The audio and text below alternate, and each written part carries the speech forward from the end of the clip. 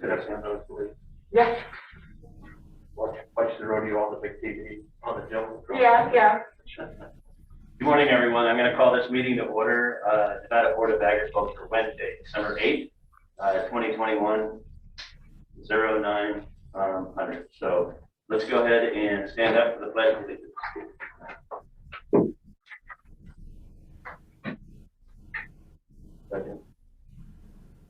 I pledge allegiance to the flag of the United States of America and to the republic for which it stands, one nation, under God, indivisible, with liberty and justice for all.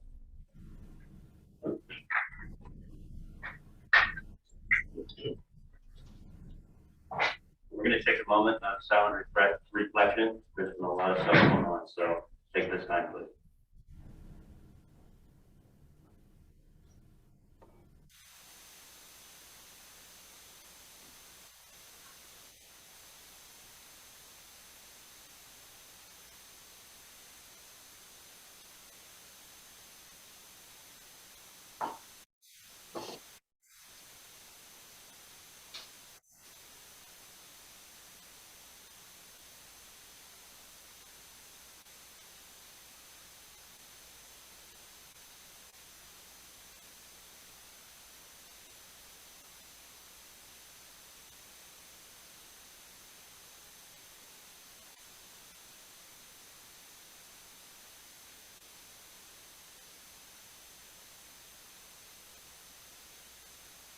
All right, thank you, everyone.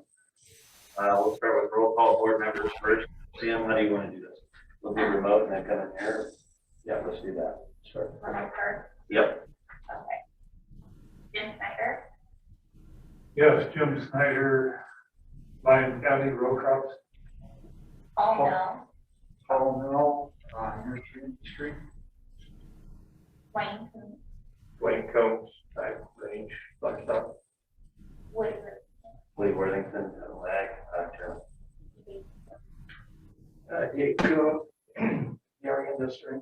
Bernard Pearson. Bernard Peterson, Senior. Heather Lackey. Good morning, Heather Lackey, Douglas County, representing Pest Industry.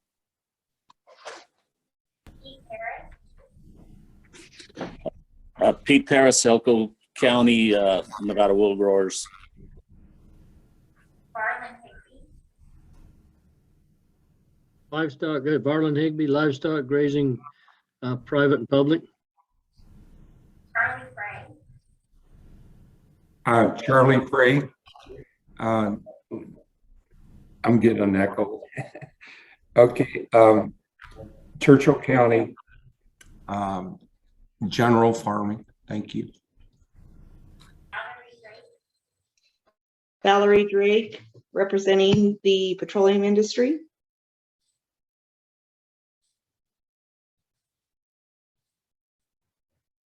Awesome, thank you, everyone. And then we're going to go with NDA. We'll start. Doug Ferris, Division Administrator for the Division of Animal Industry. Samantha Ballard, Executive Assistant. But for us, Director of the Department of Education.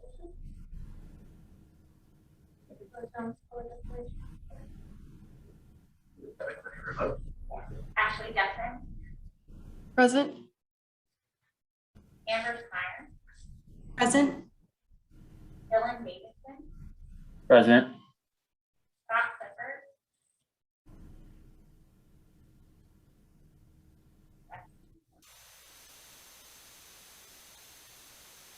Sierra Russell. Present. Aiden Smith. Dr. Mitchell. Present. Deputy Attorney General Richard Ginn. Present. Thanks, everybody. So we're moving to agenda line item number 2. Samantha, can you give us some guidance on public comment, please? Sure. If you are joining us virtually, if you can raise your hand towards, if you hover over your name, you should be able to raise your hand over on that side on the panel. So if you would like to make public comment, you can raise your hand there, and we'll call on you to unmute. I don't see anyone in the part. In the Elko boardroom, would you like to make public comment?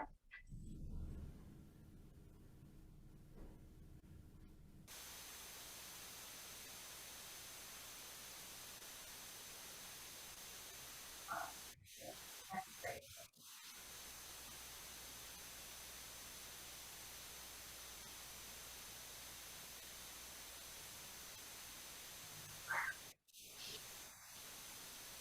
All right, I believe there's no public comments in any physical locations. Do we have a couple public comments that were submitted to us? Yes, so there's one.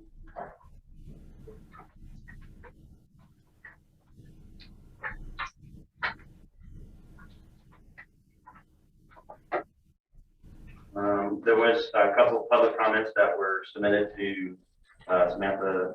We're going to go ahead and the board go ahead and take a look at it. For the record, Samantha, you want to go over them specifically?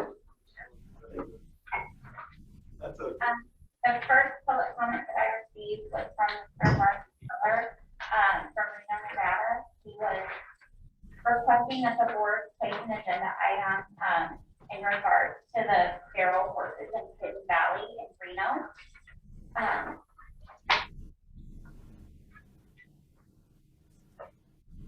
You want me to go over? Now, does everybody remotely, do they have the public comments? Can they see that? From Mark Zeller? We don't. Thumbs up, nods. Good to go. We're almost out of the whole Zoom deal. We're getting there. All right, so we reviewed that and looked at that public comment. We're going to move to, we had another public comment from, who is this from, Sam? The second public comment that I received was from Mr. DeMar Dahl from the Nevada Land Council. He sent over a proposed resolution that the Land Council was putting together in regards to the brand inspection program, livestock inspection program. There that they are also presenting over at the town. Is any one of these here currently, or are they just in the middle? Okay, they're here remotely. Okay. So they'll be added into record. Everybody got it? Remotely? Let me see that. That's perfect. All right. Is there any other public comments? Mr. Chair, Commissioner Higbee, Go ahead. I think DeMar Dahl is in the Elko boardroom. I think he wanted to present his resolution. Okay. I am. Can you hear me? Oh, perfect. See, we didn't have the sound turned up in here, or else I didn't have my hearing aids up loud enough. And Perfect. I hadn't been able to hear. I can hear you, Higbee, real well, but the rest I could not hear. But were you asking for public comment? Absolutely. Okay. Do you all have a copy of the resolution that we sent down there from the Nevada Lands Council? Yes. Okay. The resolution speaks for itself. I think if I understand correctly, what I have received that today you're going to make a decision on increasing fees, and that's going to affect 23.77 businesses, either in a major or severe, have a major or severe financial impact on them. And so it seems to us that if we are going to have to that would be like 27 ranchers, say, out of 100 out there are going to feel a major to severe financial impact. And if that's the case, then it seems to us that we need to cut back and reduce our expenses, the state's expenses, so that we don't have to put those kind of impacts on our businesses. And that's basically what this resolution provides for, is to do away with our 5 enforcement officers, turn that responsibility over to our county sheriffs. We've got a lot of good response from our county sheriffs in that regard. And basically that's what it says. Thank you, Mr. Dahl. Any other public comments at this time? We're going to go ahead and, hearing none, we're going to go ahead and close it. Another one. Oh. Online, I will forward that email to you, but I just got one. It's from our extension person in Florida County, from Lisa Taylor.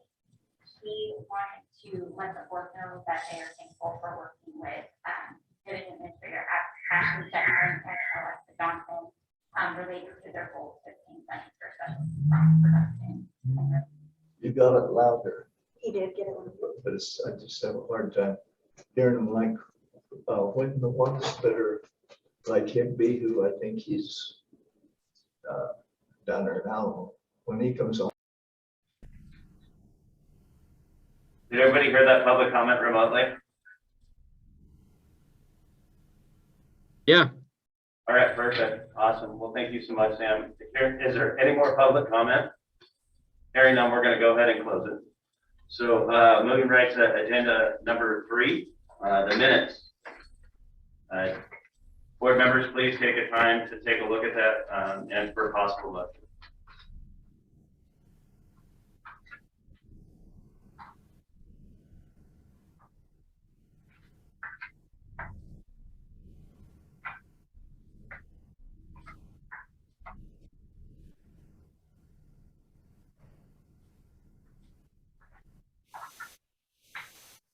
Chairman, Yes, Paul.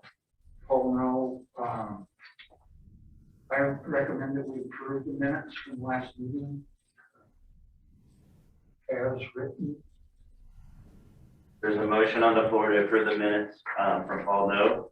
Is there a second? I'll second it. This is Charlie Frey. You get that, Sam? We've got a first and a second on the floor. Any discussion, board members, in regards to the motions? Hearing none, all in favor for approval of the minutes, say aye.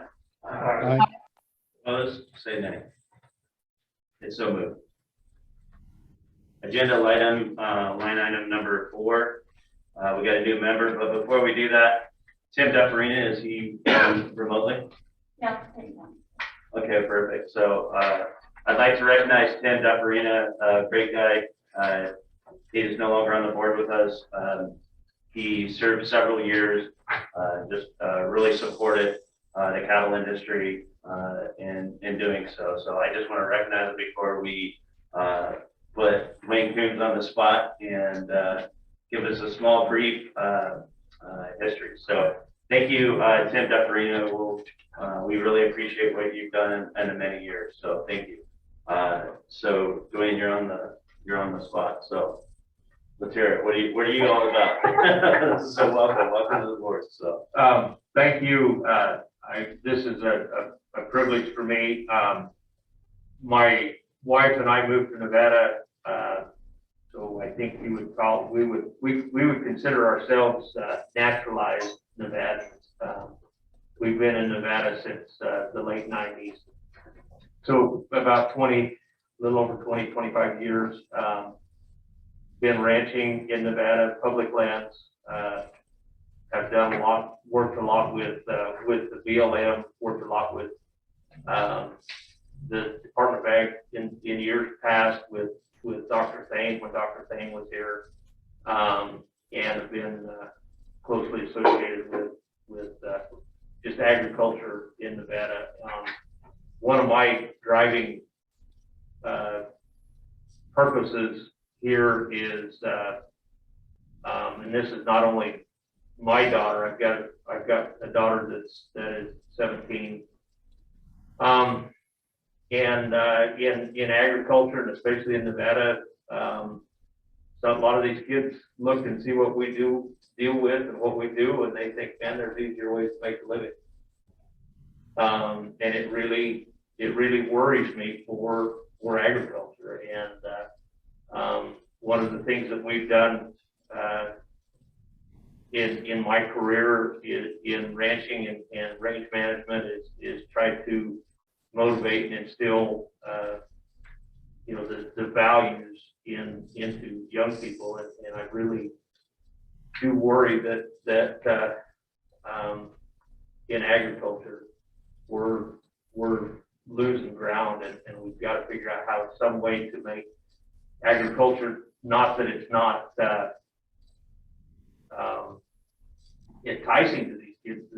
They like to do it just like we do, but they don't feel like they can get ahead.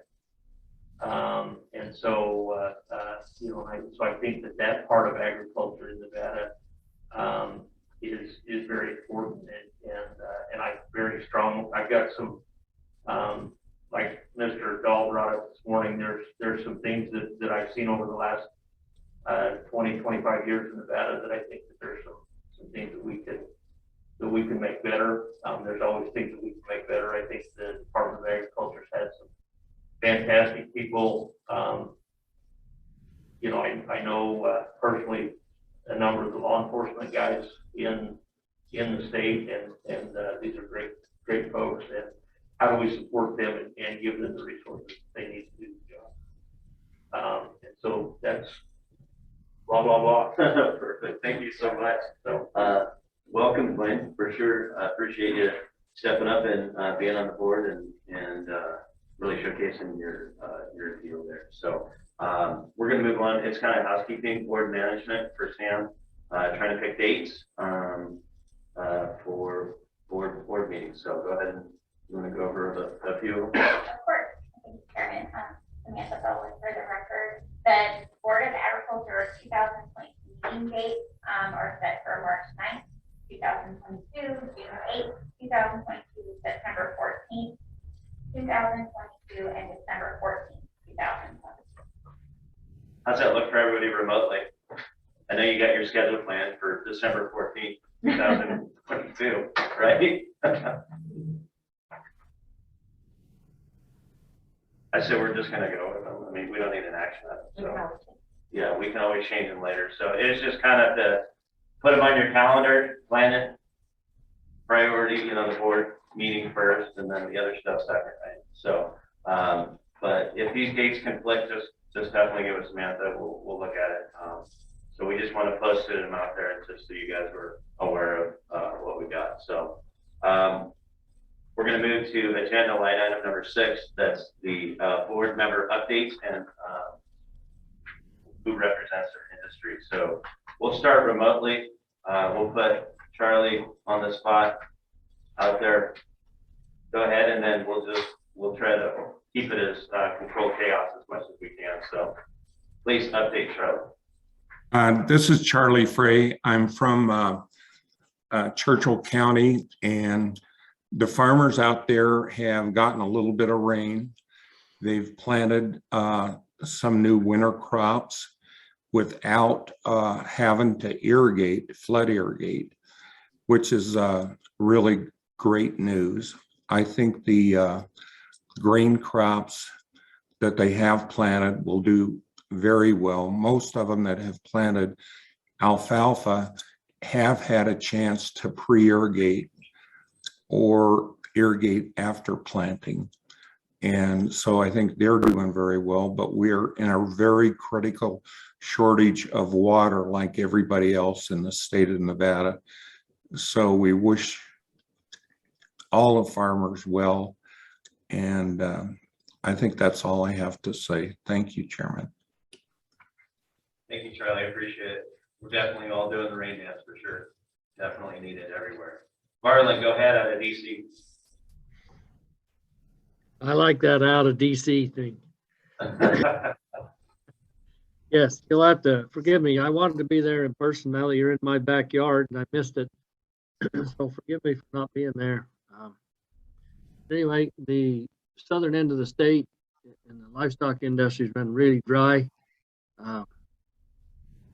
We're buying up, farmers, ranchers are buying up as much hay as they can buy up. If we don't get some winter storm or some storm soon, they're going to be feeding before spring because the feed's drying up pretty fast. Some of our water developments, so we're hauling water, trying to keep up. Our springs are all dry. It's not looking good. And we'll survive. We've been droughted out, burned out. Now we're extremely droughted out, but we'll still be here come spring. Thank you, Mr. Chair. Thank you, Ron. Appreciate it. Sure. Heather, go ahead.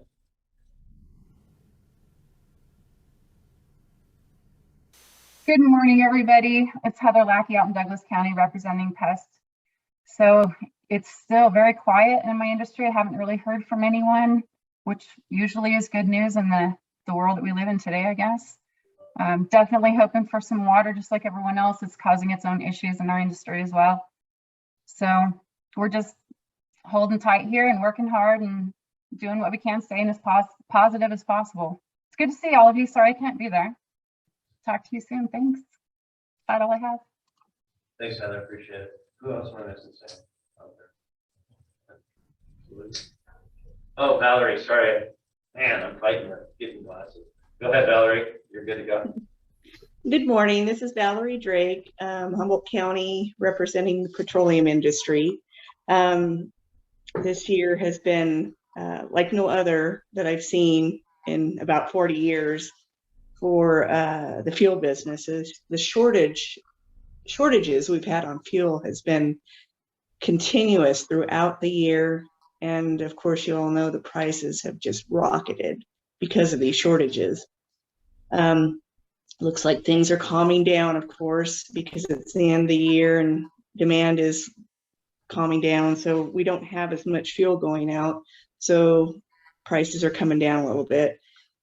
I can't even predict what the spring will be. Could go one way or the other. So I predict high hay prices because of the fuel. So the other thing I'd like to mention is with the coming of the colder weather for the third year in a row, we are having some plugging issues on filters at our pumps with the diesel. Bill in the lab in Reno is working on trying to figure out what the problem is and has sent filters out to labs. So hopefully we'll get that issue resolved this year. Because I've had quite a few suppliers already mention to me that they're having issues already. So hopefully that'll be taken care of. So thank you, Mr. Chairman. Thanks, Heather. I appreciate it. Anybody on the slide over that? Oh, Pete Paris. Go ahead, Pete. Yeah, good morning. This is Pete Paris of the Nevada Wool Growers. Some of the good news in our industry right now is the price of lamb has been very good.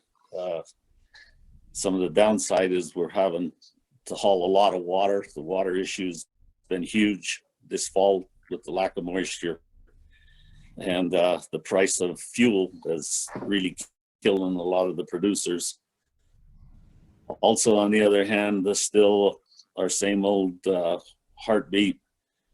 The predator problem is huge right now. Again, I think the drought has taken away a lot of the natural prey for the predators.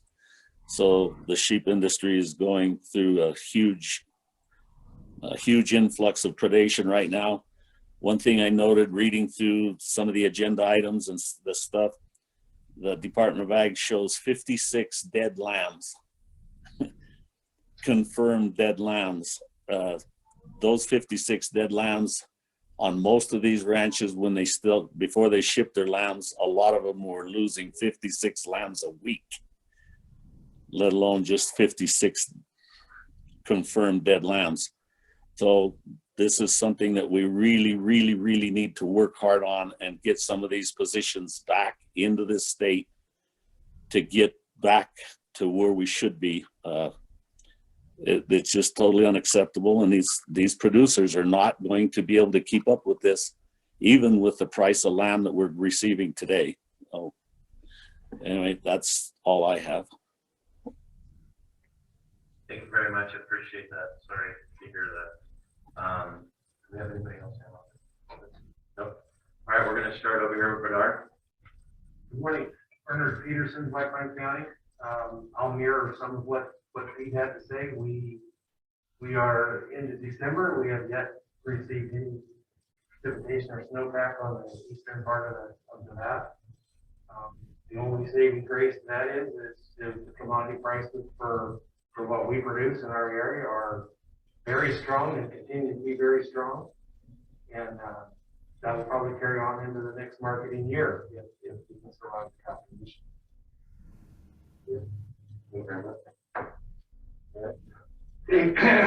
Excuse me, Dave Kuhn, dairy industry.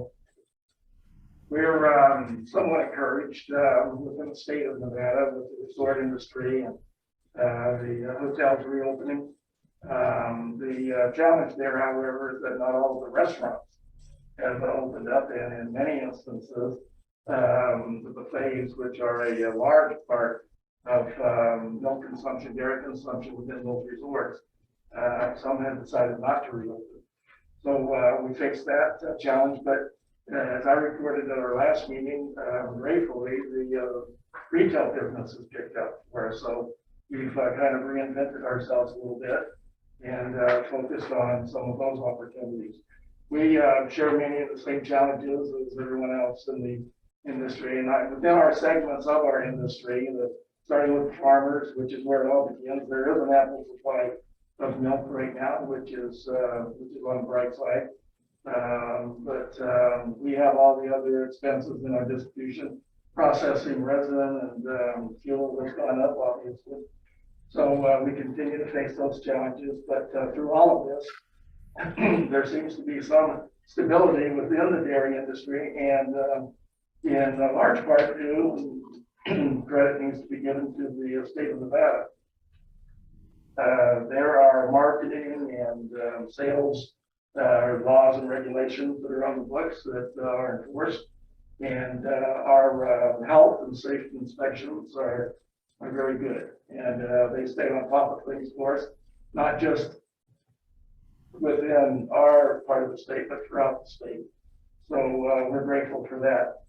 So we're encouraged, but we certainly recognize all the challenges that exist within business at this time. Right, you're on the spot again. Yeah, I apologize if I'm kind of slow getting it on the update. We ranch in both Lander and Elko County, and like the other folks here, you know, it's awfully dry. It's I was working on a water truck when I left, and I'll be working on it as soon as I get home. Fuel price. I mean, there's all the things that we all can obviously see.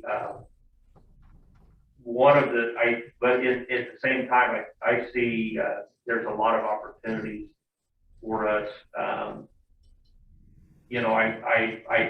My wife was over in Winnemucca yesterday, and she told me that there's folks in Winnemucca talking about putting in a small fuel facility, and I think that there's some opportunities with some of the federal grant monies and things that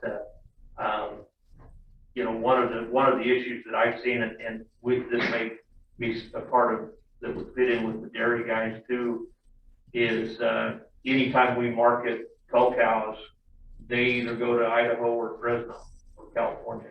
There's no place, and we take a beating on the freight, on the shipping on them, and here's a natural Nevada product that's going out of state and getting marketed in other places that those revenues would be, so that I think that there's some opportunities that these tough times provide us and help us open up and see it. So from a just a pure industry standpoint, I know that there's some concerns like Mr. Dahl brought up with how to streamline our brand inspection processes and how to clean some of that stuff up. And those are underlying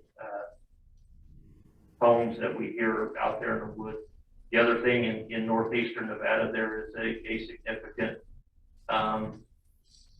issue that's been going on for a number of years of mature cows disappearing. There's a lot of folks up there that are, when they come off the federal ranges, that they're not picking up cows that they turned out. And so, and I know that Doug's guys are working on that hot and heavy and working with Elko County and some of those things there. So, I don't want to be the Debbie Downer of the thing. I think I had a better spring this fall than I had this spring. So with some of the late monsoonal storms, we actually got more regrowth on our rangelands this fall than we had this spring. So I mean, there's a silver lining. When it doesn't snow all winter, you can get spring in the fall. So that was. Thank you, sir. Paul, go ahead. Yes, Paul Noel with Bud County and representing the nursery industry. Fortunately, we have actually done fairly well in the nursery business, especially the last couple of years with COVID, people staying home more, doing more landscaping, paying attention to replacing plants and things that they had time to sit in their backyard and look at for a while. And so we've been fortunate in that we have been fairly busy in the industry and had a good year.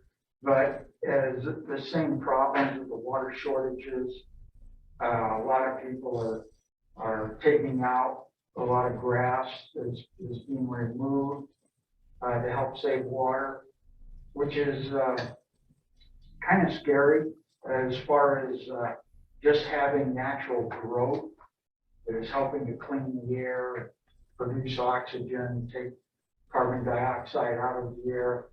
So we've been kind of working with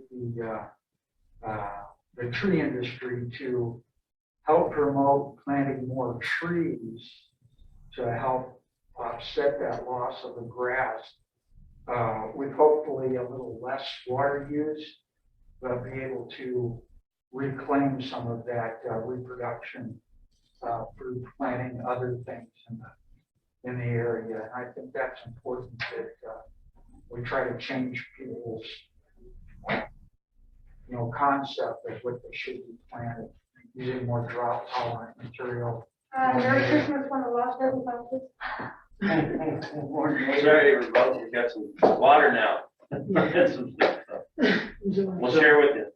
Go ahead, sorry, Paul. Some more, anyway, just trying to switch the palette of plant material used, which we've got to then request some of our providers that grow out of California and Nevada and Arizona that we kind of rely on to supply all the nursery products. So we're working on that, trying to change the mindset of some of the consumers. And of course, as low as that as the fuel is, we have a whole fleet of trucks that we use to pick up our products out of California and Arizona. So it's kind of hurt us a little bit there, but the volume of business has actually stayed the same or even risen a little bit this year. So that's about all we have to say. Thank you. Thank you, Paul, appreciate it. Jim, sir. Yeah, Lyon County is suffering drought like every place else. I just do it so that the NOAA characterized our last storm as an appetizer storm with a bigger one on the horizon, possibly. I think Lyon County crop yields are probably down. Hay yields are probably down due to drought. I believe onion yields are down due to heat. And However, those markets are kind of compensating for the shorter yields. So the hay market, of course, is strong, which is good for hay producers and tough for livestock producers. The onion market has been very strong, so we're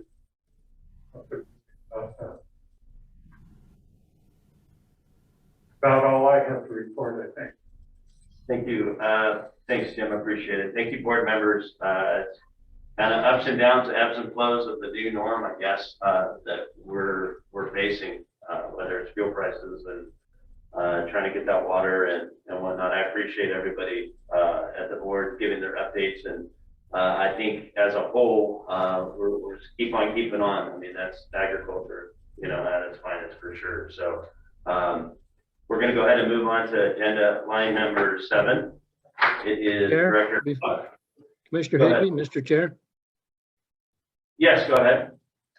Before we move on, I'd like to make a motion to put DMAR's resolution on our next agenda for discussion, so we can discuss it.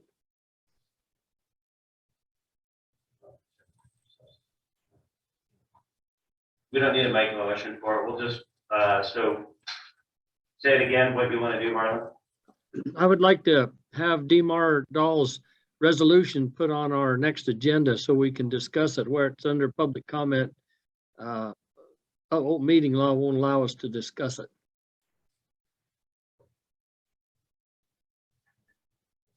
We're taking note of it, Marlon. And it doesn't need an action item. We'll just add it to that. Okay, thank you. All right. Thank you again, board, for your guys' comments. We're going to move to Director Ott's report. Agenda item number 7, please. Thank you, Sherman. Good morning, all. I'm so glad to see so many of you in person. Thank you so much for coming to the Vegas office. And it's good to see everybody on Zoom today.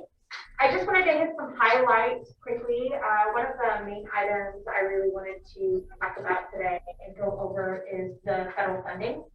As you may have seen, just even on the news, mentions of American Rescue Plan Act funding, infrastructure funding, and I wanted to just go over a little bit about how that is impacting the departments. American Rescue Plan funding has been released by some federal agencies. So there are 2 streams, if you will, of that funding. One is through existing programs in federal agencies or new programs in federal agencies, and some funding is direct to the state. There has been some funding, the state discretionary funds released, but much of the funding that is in the state now is through federal agencies. We are starting to hear from USDA on some of the ARPA funding lines, specifically in the emergency food sector. So we are seeing some of that funding come down, and we're going to start to see some of the funding for agriculture be released probably in the next couple of months, is what I've been told by USDA. Same thing with infrastructure funds. Infrastructure funds, we're still waiting to hear from federal agencies how those will be impactful in our state. We are hearing from places like U.S. Forest Service, like the BLM, who is getting large swaths of money out of that bill, and they have committed to working with state agencies in either creating programs or helping the state in our variety of sectors here in Nevada. So we're waiting word on that. As far as let me go back to the American Rescue Plan funds. It's called ARPA. That's the that everybody's using now. So the ARPA funds. Department of Agriculture is going in front of the Legislative Interim Finance Committee tomorrow morning to request funds for projects that the Department of Agriculture will be heading up. One of those projects is the Home Feeds Nevada Agricultural Food Purchase Program. That is based off of SB 370 in the last legislative session, and that is a program where the Department of Agriculture has the opportunity to spend ARPA funds by purchasing products from farmers, ranchers, processors, and manufacturers in the state of Nevada to be able to send them to food banks. So we will be looking at funding there to start those relationships with our ag industry, and to be able to really, the goal is to not only support agriculture, but it's also to help create those communication lines, but also distribution lines within the state. So much, like Mr. Coombs has mentioned, so much of our product goes out of state, whether it's to be processed or marketed and distributed, and we want to start looking at how those lines could be staying in Nevada. And this program is going to help us do that. So we'll be requesting in front of IFC tomorrow's staff to basically build that program. The other item that will be in front of IFC tomorrow will be our Community Food Access Grant Program, and that is an extension basically of programs that we ran off of the CARES Act money, is to make sure food distribution entities have the resources that they need to be able to work with food insecure populations. And so we're just basically following up with the good work that we did during the height and the emergency days of the pandemic with that funding. And then of course with infrastructure funding, we're waiting to hear back.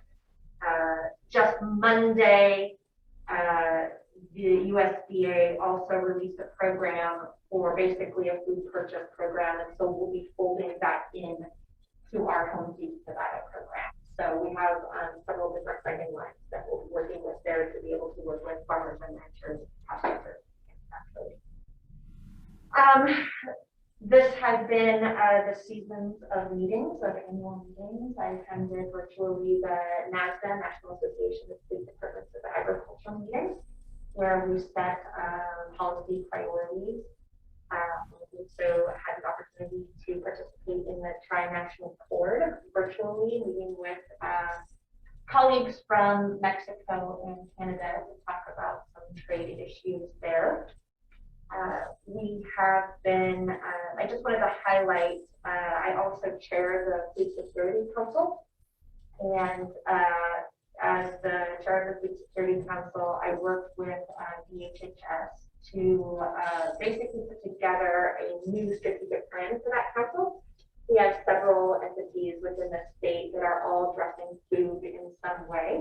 And so initiating a strategic plan to be able to guide our actions over the next several years is really going to help us focus those efforts and really encourage all of the agencies to work together so that we can get a much better result. So that is happening. We were able to present our first inaugural Nevada Agriculture, Food, and Beverage Small Business of the Year Award. It went to TSP Baking Company, which is a company here in Las Vegas that is doing some really innovative and great things. The award was developed as a way to recognize food and agriculture businesses in the state of Nevada. And so we look forward to continuing to not only recognize those businesses and bring them to light, but also, continue to develop working relationships with those businesses. Again, all in the effort to align agriculture and food in the state. Also attended the Shared Stewardship Executive Committee. We had just recently an anniversary of the signing of the Shared Stewardship, and that is the activity of the state of Nevada agencies, BLM, U.S. Forest Service, Fish and Wildlife, all working together and selecting priority areas on public lands and private lands, but some public lands, to be able to take action that will address fire issues, address weed issues, address a variety of different issues that we're all habitat issues a variety of issues, different issues. And so we've had some successes. And I just bring this forth to the board today because we're in our planning phase for the next grouping of priority projects that will be selected and worked on over the next few years. So we're looking forward to that. And I just wanted to quickly give a plug for next week. On December 14th at 9 o'clock, we're hosting jointly with the Nevada Farm Bureau meeting at our office in Sparks or on Zoom to discuss and have an open conversation about meat processing in the state and what that industry might look like. And I mean, basically, long story short, we want to hear from the producers. Yes, there's going to be some funding that's going to be potentially released by USDA, and so we really want to hear from the producers about what their needs are, the industries that need to be supported to develop processing entities within the state, so that way we can have a more robust industry and supply chain. So that's the 14th. So I hope you can tell your industries and your colleagues. And with that, that's it. Awesome. So December 14th, what was that? So, At our Sparks office or online. awesome. Did we get a link? Absolutely. Sam, could you send us a link out to that? I think that would be fantastic. Thanks so much, Jen. That's all you've been doing? That's holy cow. Hey, does anybody remotely have any questions for Jen, the director?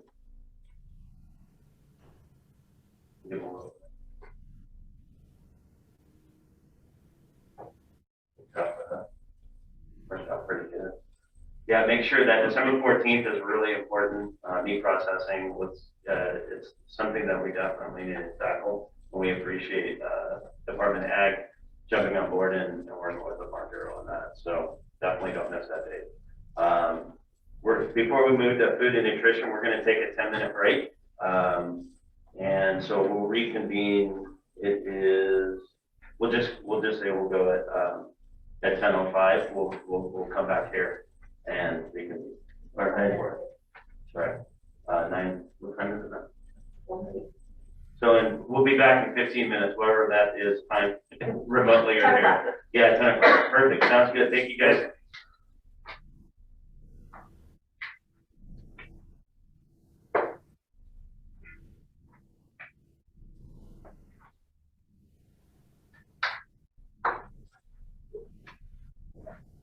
Yeah.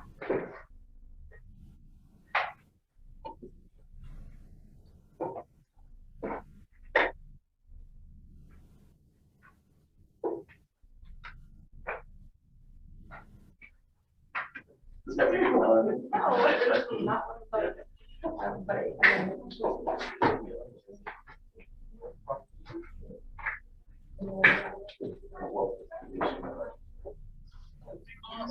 Hold on. How are you? I'm good.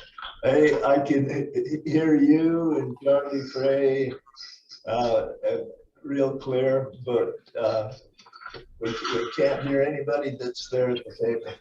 Like, is there an actor? They have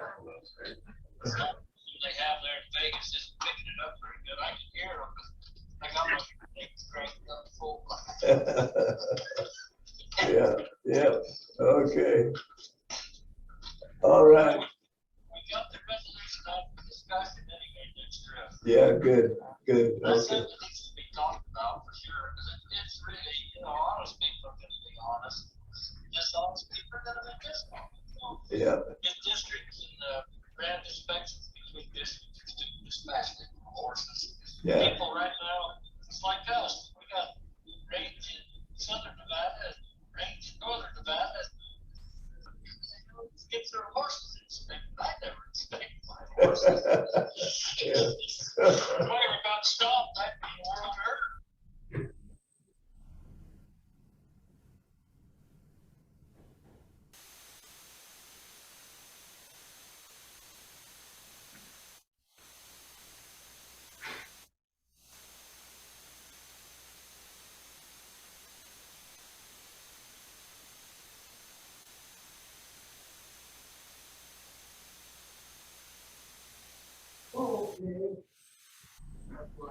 Take off my pants for a little while.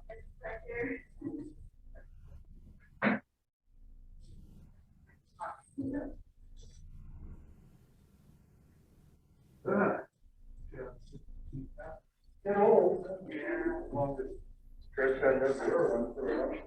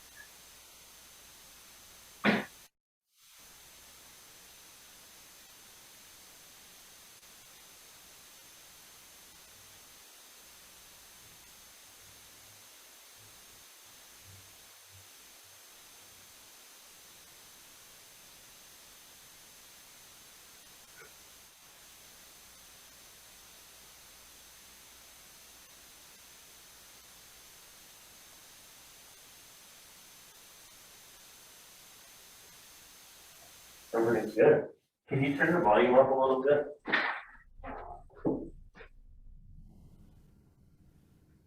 That was only Marlon said. I said, you just need to get new ears. It's not our fault. Yeah. See if she responds to now.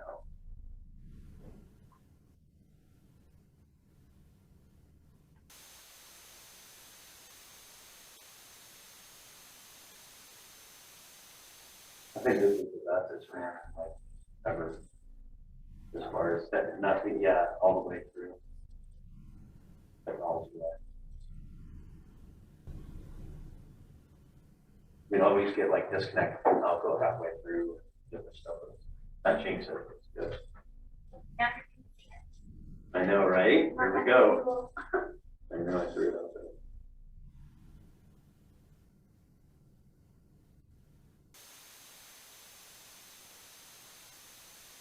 So you added that bar one too for it. We'll just add it on the agenda.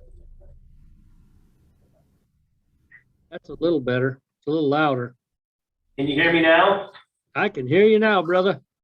All right. That's better. That's way better.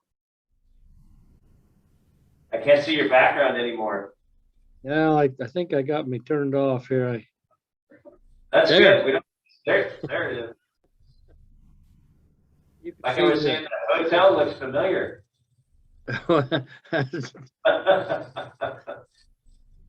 Maybe it is the Watergate Hotel. I don't know. I'm not confirm nor deny anything. I know, just saying. You got meetings today? What's that? Do you have meetings today? Are you backing up and Yeah, I back? stepped out of meetings to be in this one. You know the priorities. That's right. The state comes first. Absolutely. The meat of the meetings are over earlier this morning. I had some speakers. There's really cool stuff and coming through the energy nuclear energy commission. That got me. They make these small nuclear reactors from 5 megawatt up to 160. They're portable. I mean, it's like for Nevada, you got places in Nevada that don't have power. You could come and set one of them up, a 5 megawatt that would last for 75, 80 years. Never have to touch it. Better, a lot better, more efficient than the solar. Oh, way more efficient than solar. Yeah. That's when life gets good. We'll have to talk definitely about that. Yeah, I mean, maybe that's something that we need to talk about at the Board of Agriculture is our energy. We could use it run it through the gas and oil, maybe, call it energy. Something to discuss. What it is, they use the same nuclear technology that they use in the submarines and our aircraft carriers, and they're small modulars. That's what they call them, is small modular reactors.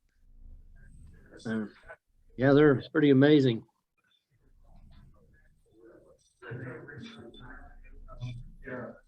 They're just not working.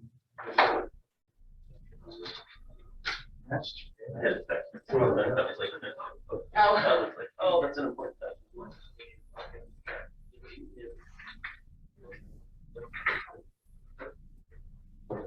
Oh, we can start. I don't know if you guys heard on the news yesterday or last night, but about a restaurant here in town that had to close down, shut their doors, not from lack of business, from lack of giving enough help. Yeah, like the brewery restaurant. Yeah. Yeah. And that's pretty bad. People are not willing to go back to work because a lot of them our unemployment rate is extremely high. But there's so many people that they just don't want to go back to work. I don't know whether they're scared of the COVID thing still, or they're just, maybe getting old enough to retire early, or what the cause is, but it seems like, everywhere places are having a hard time getting people to come back to work. Drivers are the hard thing, right? Yeah. Our unions, so we have, Absolutely. definitely drivers. Yeah, everybody's looking for drivers. How do so many people have that option? I don't know, to tell you the truth. I was gonna say, Paul, if they're like me, they're just afraid to work. Well, with that, we're gonna call this meeting back to order. We got everybody remotely, Sam? Perfect. Do we want to?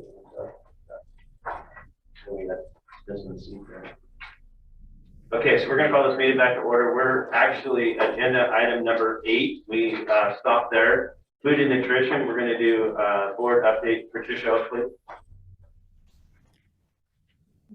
Good morning, Mr. Chairman and members of the board. This is Homa Anushapur, Administrator for Division of Food and Nutrition.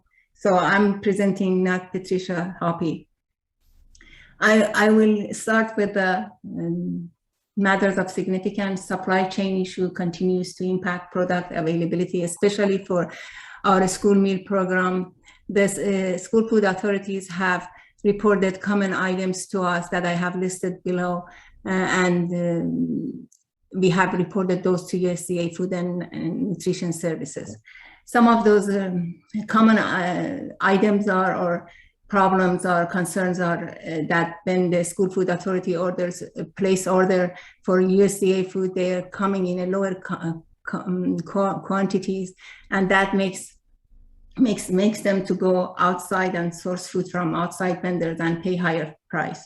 Also, districts operating as central kitchens are experiencing a shortage of items such as paper products and film wrap that they usually use to package the food and send it to elementary sites, and they have some limitation due to those shortages.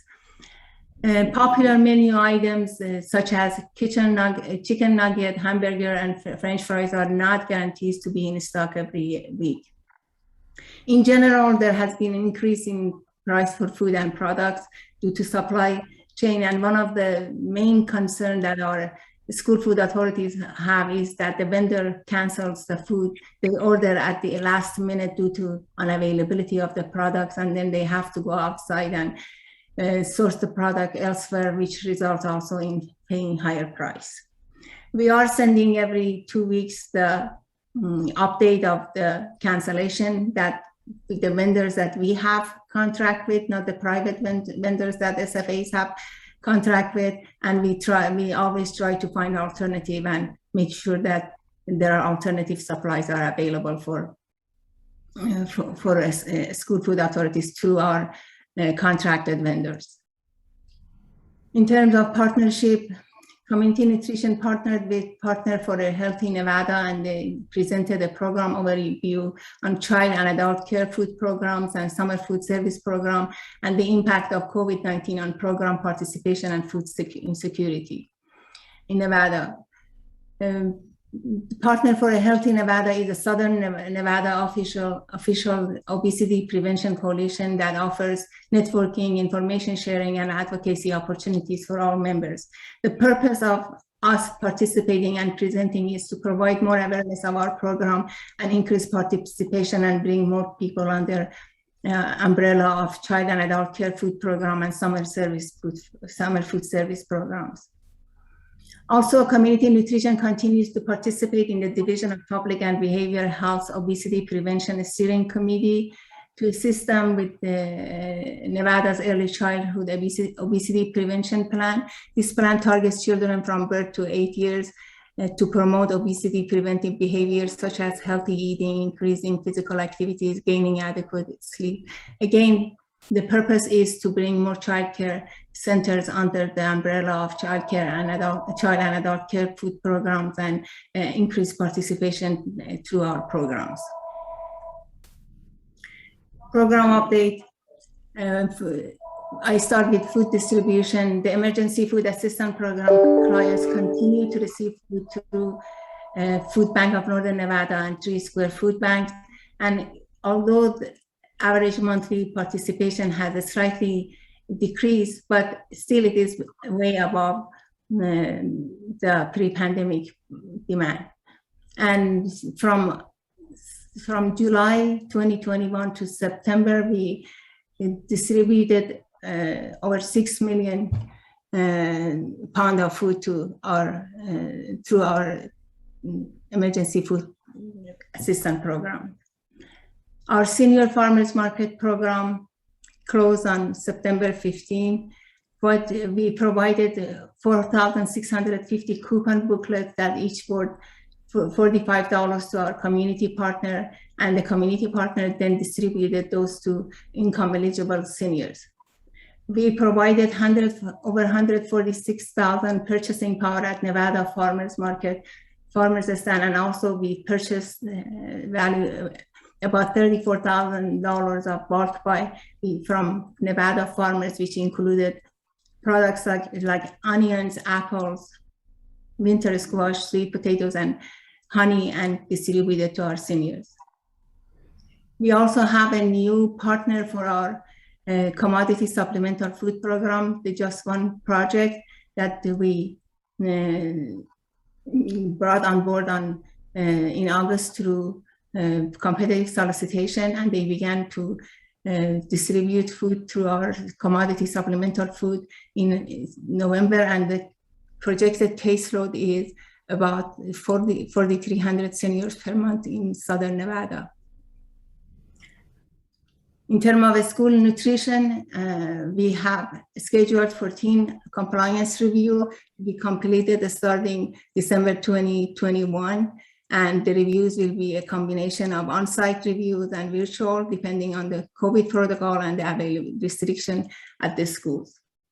School nutrition program this year, based on because of the waiver from USDA, all meal and snacks served this school year have been free. And from July to October, we served over 11 million lunch, 6 million breakfast, 84,000 snacks, and also 15,000 meals.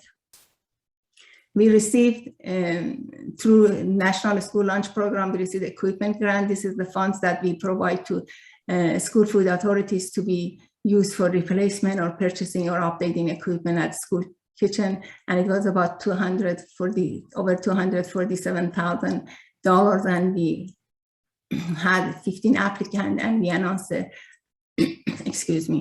the award on November 23rd. For our community nutrition, we renewed the application for 37 operators for child and adult care food program.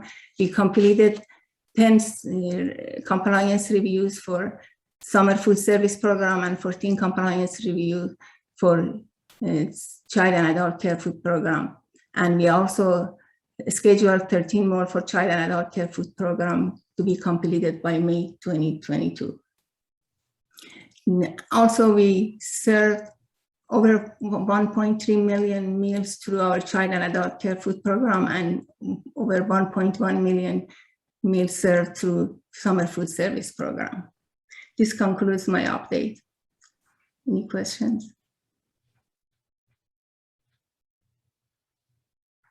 Or if you guys have any questions for Richard? They've been very busy, obviously.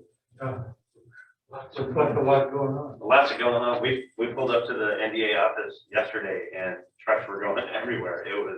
It was awesome. Good job what you and your team do, for sure. Thank you. Any questions? Thank you. Thank you. All right, we're going to move to consumer equitability, line item 9 on the agenda. Cadence, go ahead. Morning, Mr. Chairman. Thank you. For the record, Cadence Matievich, Administrator for the Division of Consumer Equitability. My report is contained in your board packet, and I won't repeat everything that's there. You do have the quarterly program update information on our performance measures, and also information contained in that report in response to some of the inquiries that we received at the last board meeting regarding repurposing of underground storage tanks that may be removed from fuel locations There's details in there, including a link to information at the Nevada Department of Environmental Protection for companies who may be doing that underground storage tank removal. In discussions with our colleagues there, we did learn that unfortunately, in many cases, the process to remove those tanks, particularly fiberglass tanks, from the ground does result in irreparable damage, but that there may be limited opportunities and that working directly with the storage recovery companies would be the best route. If there's additional information any of the board members need or assistance in getting into contact with those tank companies, my division will be pleased to help provide those. Just a couple of comments on the matter that board member Drake mentioned during her update, what we're seeing of clogging of fuel filters at diesel dispensers throughout the northern part of the state. This is something that we've struggled with for the last couple of winters.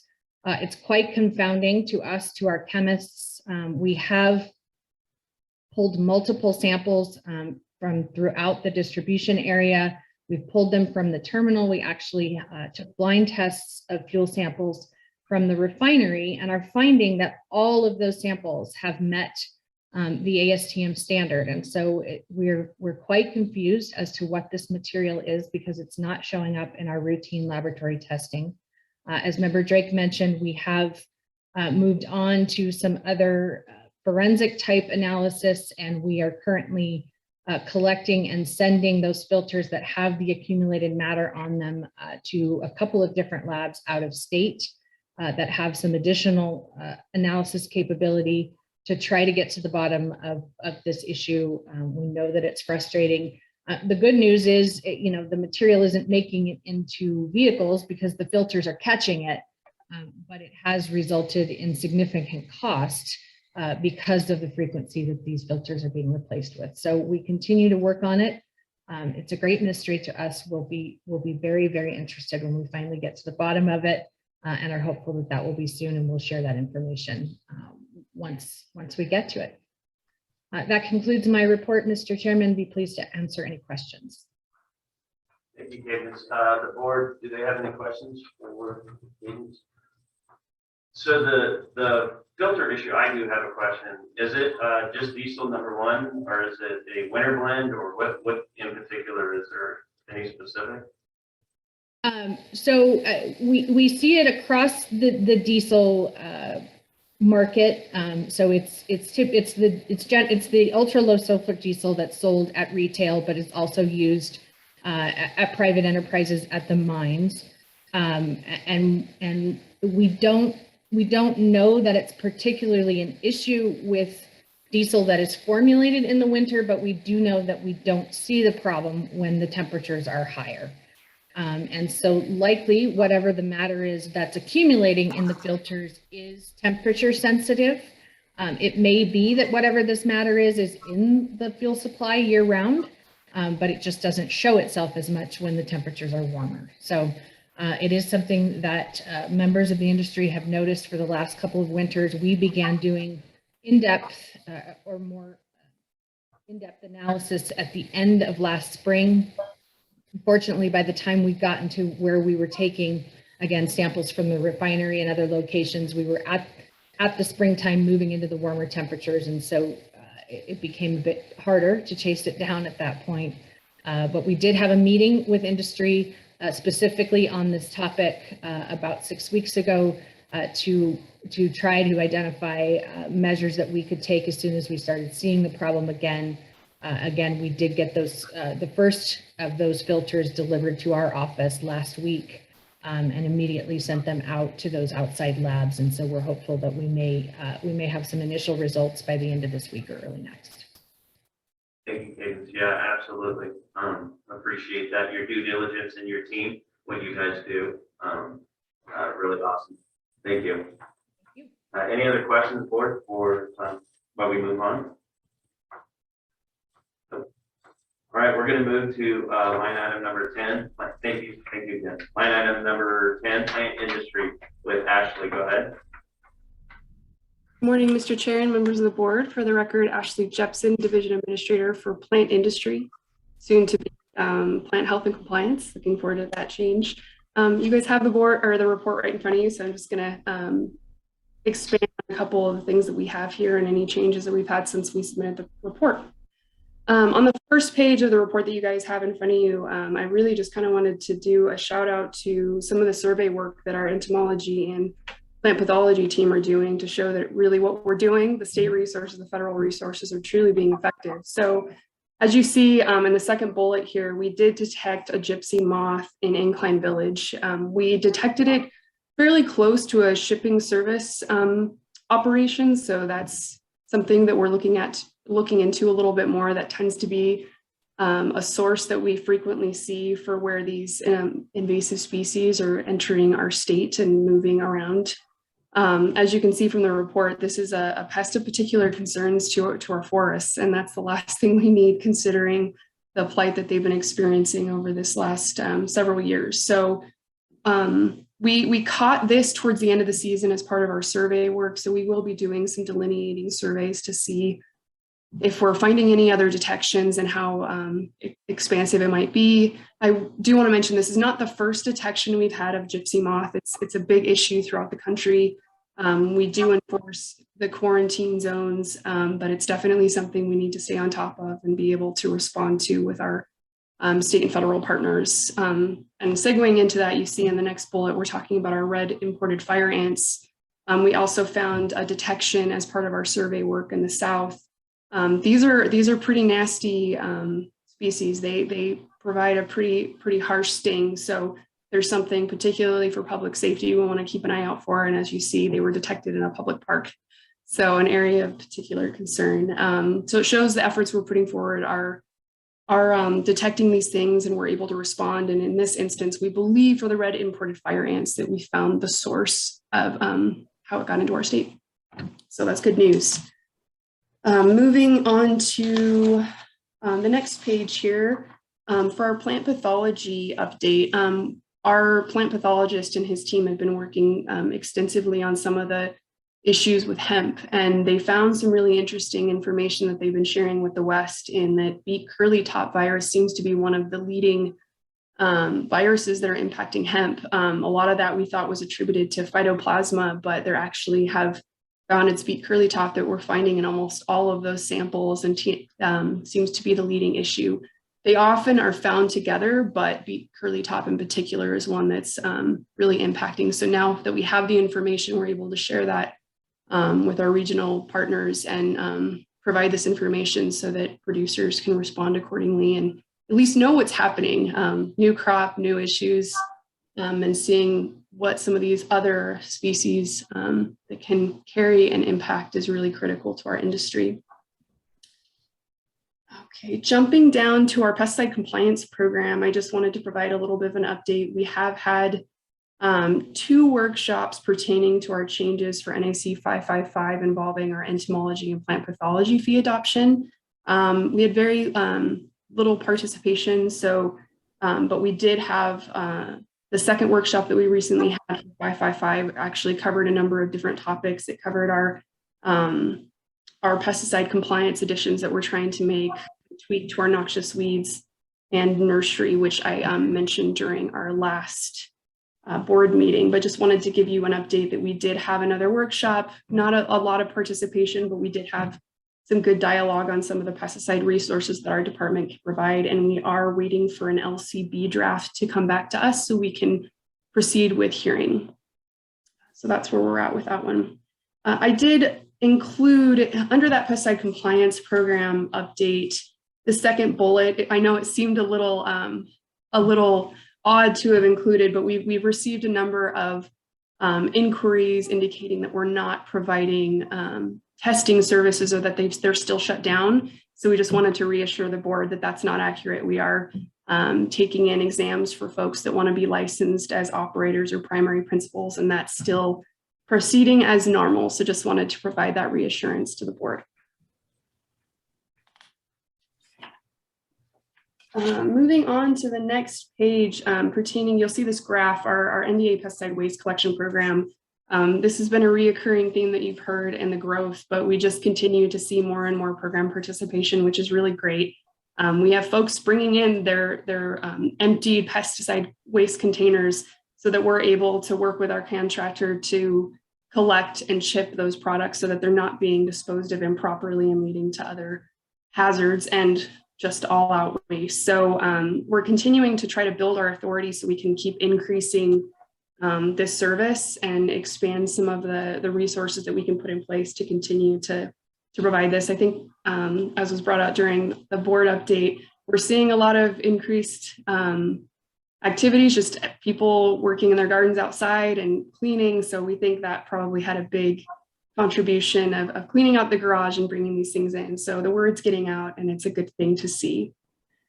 Moving into our Noxious Weeds program update, we did have an inquiry during our last board meeting on crimson fountain grass. Our Noxious Weeds team sent out a letter indicating that crimson fountain grass, which we were seeing in some of the nurseries, cannot be sold. It is a noxious weeds, or it is a noxious weed. It does have a lot of potential issues to Nevada's lands. So we provided that, but one of the questions was rubrum, specifically Pennisetum rubrum, or advena, if that one can be sold in nurseries. And I just wanted to express that it can. There has been a letter that's gone out to the nursery. We've done a fair amount of research on what we can find. It doesn't appear to be self-pollinating or escaping cultivation. So because of that, we're giving the green light for it to be sold, and we'll be working with our inspectors to make sure that they can tell the difference between the two.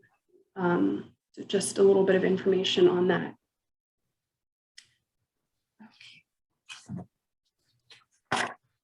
Moving on to our hemp program update. I'm thrilled to announce that in October of 2021, we did go through final adoption of those regulations that we've been trying to get in place. We've had temporary in place, but now we have permanent regulations. They're going to allow us to have allowed us to have a permanent state plan, which is wonderful news. And we're continuing to work with USDA and making sure our state program's doing everything that we're expected to do and per the agreement that we have with them. So it's a lot of work went into that, and exciting to see that we're there. I do want to highlight a little bit of what's happening in our hemp program. You have this table before you. So we saw a huge peak in program participation in 2019. I believe we had about 216 producers, and our lab alone was running 430 samples. So our team was out extensively taking samples in the field, resampling to see if there's any compliance issues or shifts in the crop. But you can see in looking at this table in 2020, we continued to see some reduced participation. We weren't sure if that was COVID, if it was market. We think it was likely both.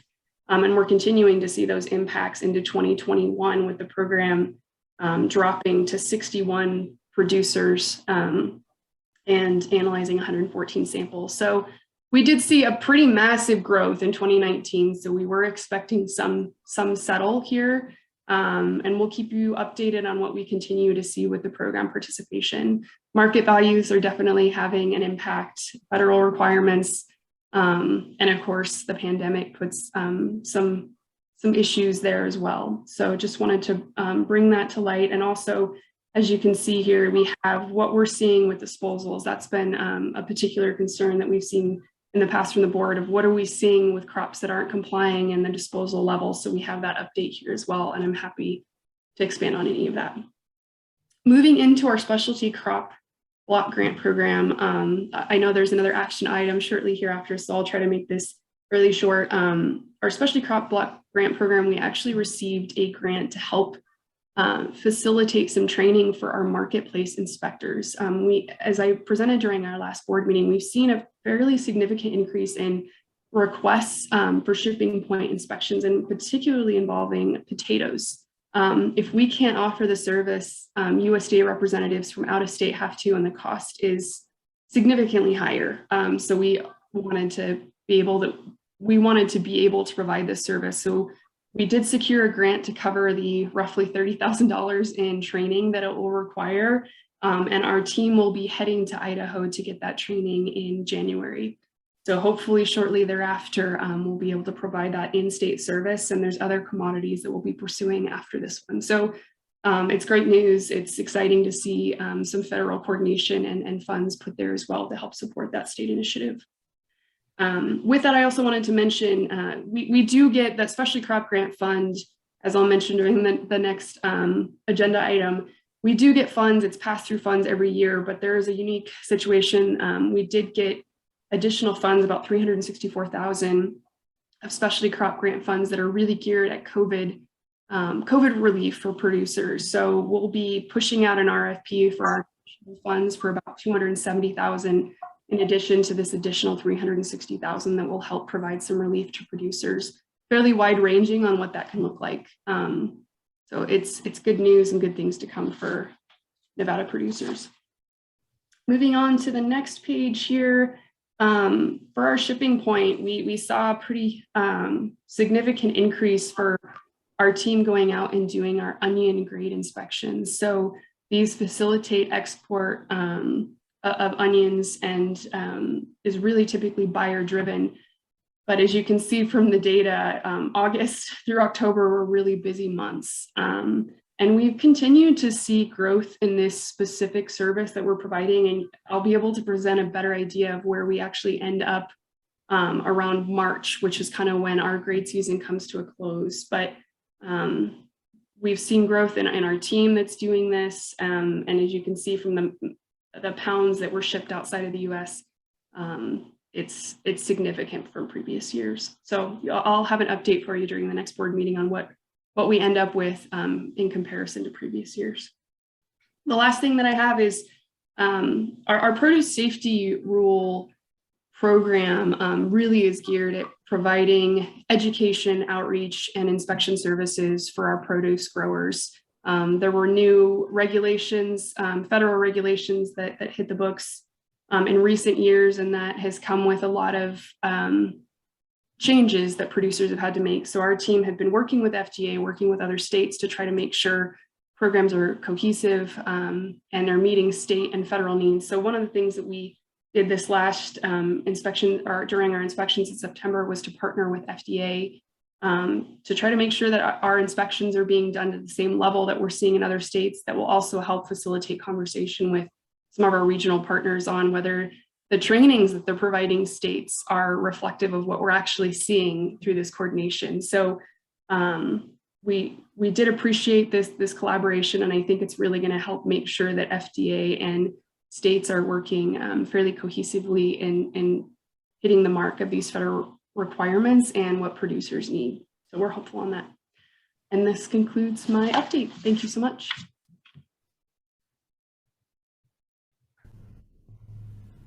All right, any questions for Ashley? Let's go ahead. Yes. Ashley, is there any expectation that the spotter and lantern fly may become an issue for us? For the record, Ashley Jepson, I heard most of it. I think you're inquiring about spotted lanternfly. Correct. Okay. We did not have any detections of spotted lanternfly this last go around. We are keeping our ear fairly low to the ground on what's happening with this specific pest, but no detections as of yet. So that's been positive, and I can look at what we're seeing in some neighboring states on that too, and get you some hard data if that'd be helpful. Okay, thank you. Ashley, this is Paul now. I had a question on the fire ants. Which park in Henderson were they discovered at? For the record, Ashley Jepson, I meant to write that down. I don't recall off the top of my head, but if it's okay, I will send you a direct email with that information. Okay, and was it, you said you did trace back to possibly coming from Texas? And do you know what it actually came from, like trees or rod or anything in particular? For the record, Ashley Jepson, we do believe it came from a specific tree. And the reason I haven't issued any more information is we've been waiting for the FDA's official, or sorry, not FDA, USDA's official identification that it's truly imported fire ants. But I will send you all that information, Paul. Great, thank you, appreciate that. Thank you, Ashley. Any other questions from the board in regards to this? Okay. One real quick. This Dwayne Coombs, actually, and this is a general question, are we in coordination with the National Invasive Species Council on some of this kind of stuff? And if not, is that something that we need to look into? I know that there, 5 or 6 years ago, there was a big push to reinvigorate the Invasive Species Council at a national level, and I didn't know if the ARPAC was part of that.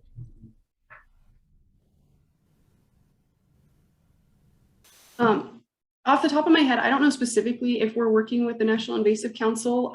We are working with a very wide range of groups on these issues. So we do work with, we're part of the Western Plant Board, National Plant Board, and this is really has all the state personnel that are working on these surveys, working on notifying our state partners on what has been detected. And there's massive release of information when these detections happen so that they can put in place appropriate response. And also it helps with funding planning on the federal level and state level as well.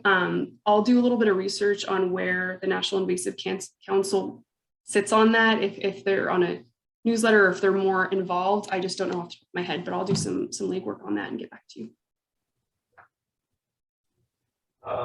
It was kind of an overarching thing. I know that, I don't know if anybody remembers Jeff White, who was head of sustainability for Newmont Mining, was actually put on the National Invasive Species Council like 2016, 2017.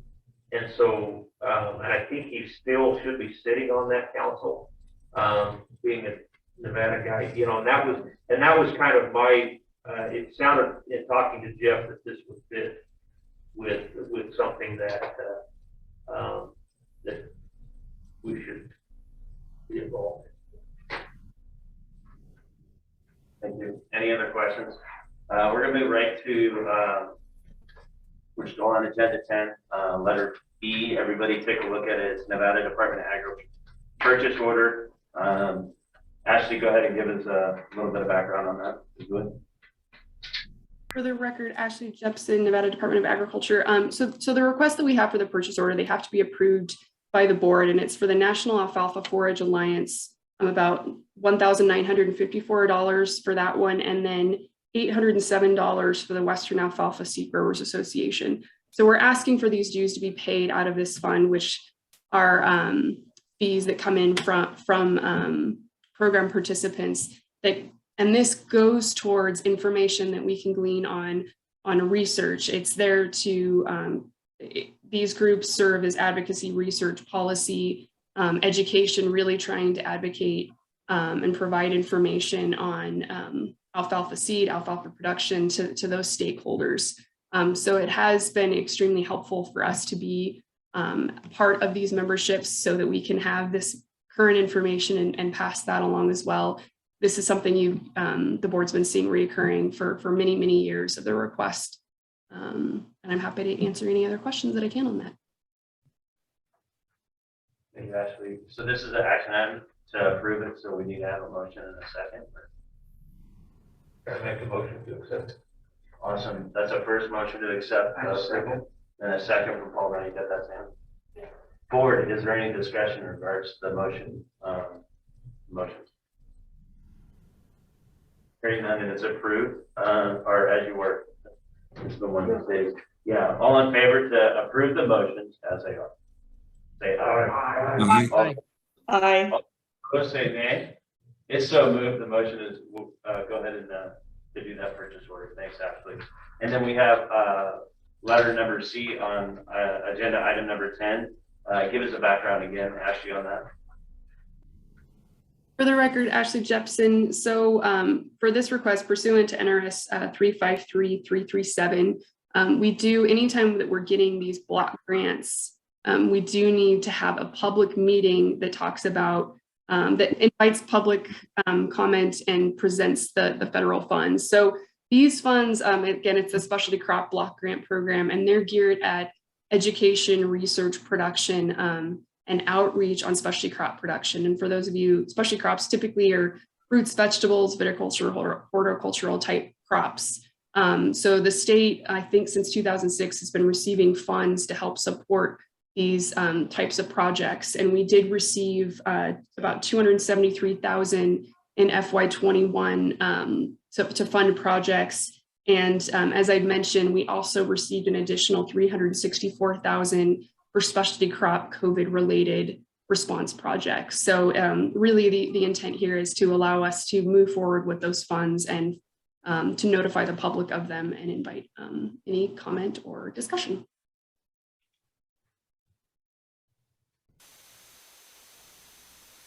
Do you have any questions or comments? Thanks a lot, Ashley. Appreciate it.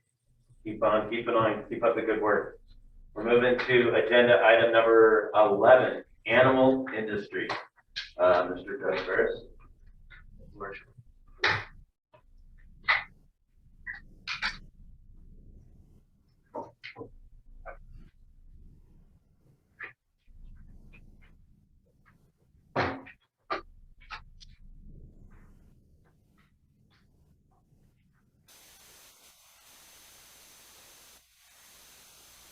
Good morning, Mr. Chairman, members of the board. For the record, my name is Doug Ferris. I'm the Division Administrator for the Division of Animal Industry. We have kind of a lengthy update here, so I'm going to do my best at skimming over some of the 5 pages. And if anybody has any questions, feel free to stop here to ask when we get to the end of it. Excuse me. For pending matters of significance, the recruitment for the Elaine Agricultural Police Officer position is still in process. We also had a reclassification request for the Elko Biologist 3 position, which was approved through agency HR, and now will move to IFC at this December meeting, which is tomorrow. So hopefully we'll be able to get that position reclassified, and with that reclassification, we would be able to reopen the Elko laboratory once the position is filled.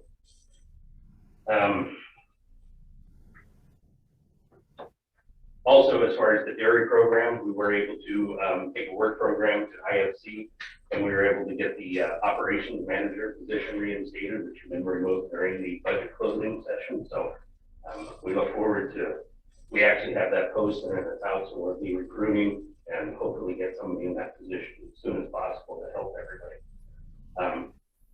We have conducted for NAC 564 and 565, we've completed 2 workshops and 1 adoption hearing that had to do with everything that fell under the department's purview. And then also at the end of this, we have an adoption hearing for the portions of NAC 565 that fall under the authority of the Board of Agriculture. Revisions to the language in NAC 571, which I think most everybody refers to as the language that refers to trick regulation. We have that language was drafted. There was a public survey that was put out, and we're completing the small business impact statement. So we'll be moving on to scheduling a workshop as soon as the small business impact statement is complete. Other NACs that we have pending that we had submitted to the Legislative Commission and have them in draft form are NAC 441A, NAC 573, NAC 577, and NAC 584. Some of our partnership activities are between our division and USDA APHIS through the Veterinary Medical Services Program. We continue working with USDA APHIS and also in managing the grant funding that they provide and for that program for our animal disease traceability program. With Wild Horse Connection, we previously renewed the cooperative agreement in August of this year. And then I have some updates here as far as some horses that, I don't know if anybody has heard, there was a amount of horses that had strayed in the Fernley area and crossed over the one of the canals there, which everybody were talking about the drought. With that drought, it dried up the canal and then gave horses access to cross over US 95A. And so Wild Horse Connection is working on that, removing those horses, getting them back over the Virginia range, and also working on some fencing projects as well in that area with the city of Burnley and I believe the irrigation district. Wild Horse Connection is also working with city, county, and state agencies in the Reno area concerning other horses that are coming down into the urban areas and some fencing projects in those areas.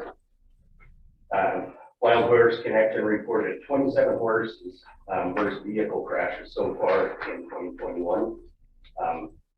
There were 46 horse versus vehicle crashes reported in 2022. And just to note that this doesn't include the Burnley or the US Parkway area. Yes, sir. Do they report on those human injury? Is there with those horse versus vehicle, did we have any fatalities? I mean, that's a big issue. Yeah, for the record, Paris, I can actually say that I know there haven't been any fatalities in recent times.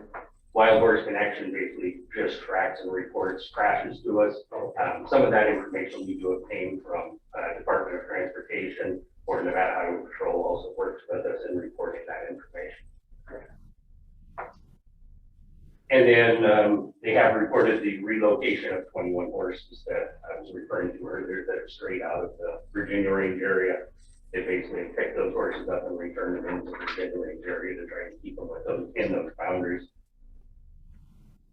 American Wild Horse Campaign, we've renewed their non-exclusive cooperative agreement in April, and their monthly reporting to date shows they administered fertility control to a total of 344 mares, but 350 doses, and 277 booster doses for this fiscal year. The database has been updated to include 3,245 individually identified horses located in the Virginia range area.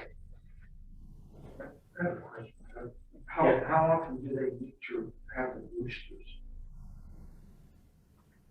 For the record, Doug Ferris, I actually can't answer that. You know, I don't know. I can find out that information, but I do know that it is at least a minimum of a you know, an initial dose and then a booster, and then they follow up with those boosters annually from my knowledge, but I don't know the time frame in between that. Yeah, I can get that information for you though. All right, I was just wondering how often you have to go back to do all. Okay. Moving on to some of our program updates, commercial feed, we currently have 395 registered accounts. For the livestock enforcement, that's the agricultural police officers. I actually won't bore you with all that information because there's a lot of it in there as far as traffic stops, investigations. They've been busy. There's only 4 of them right now, but they seem to be very busy with a lot of investigations, missing livestock reports, and any assistance they can provide to the rest of the department. If you have any questions on that, I'm happy to answer back under those. For livestock identification, staff have completed over 6,600 brand inspections on in excess of 225,000 animals so far in this fiscal year, and that does include the public livestock. Brand inspectors have worked over 6,400 hours and traveled over 134,000 miles in this time period in performing those brand inspections. Our divisions renewed 55 brands, approved 56 new applications, and have transferred 24.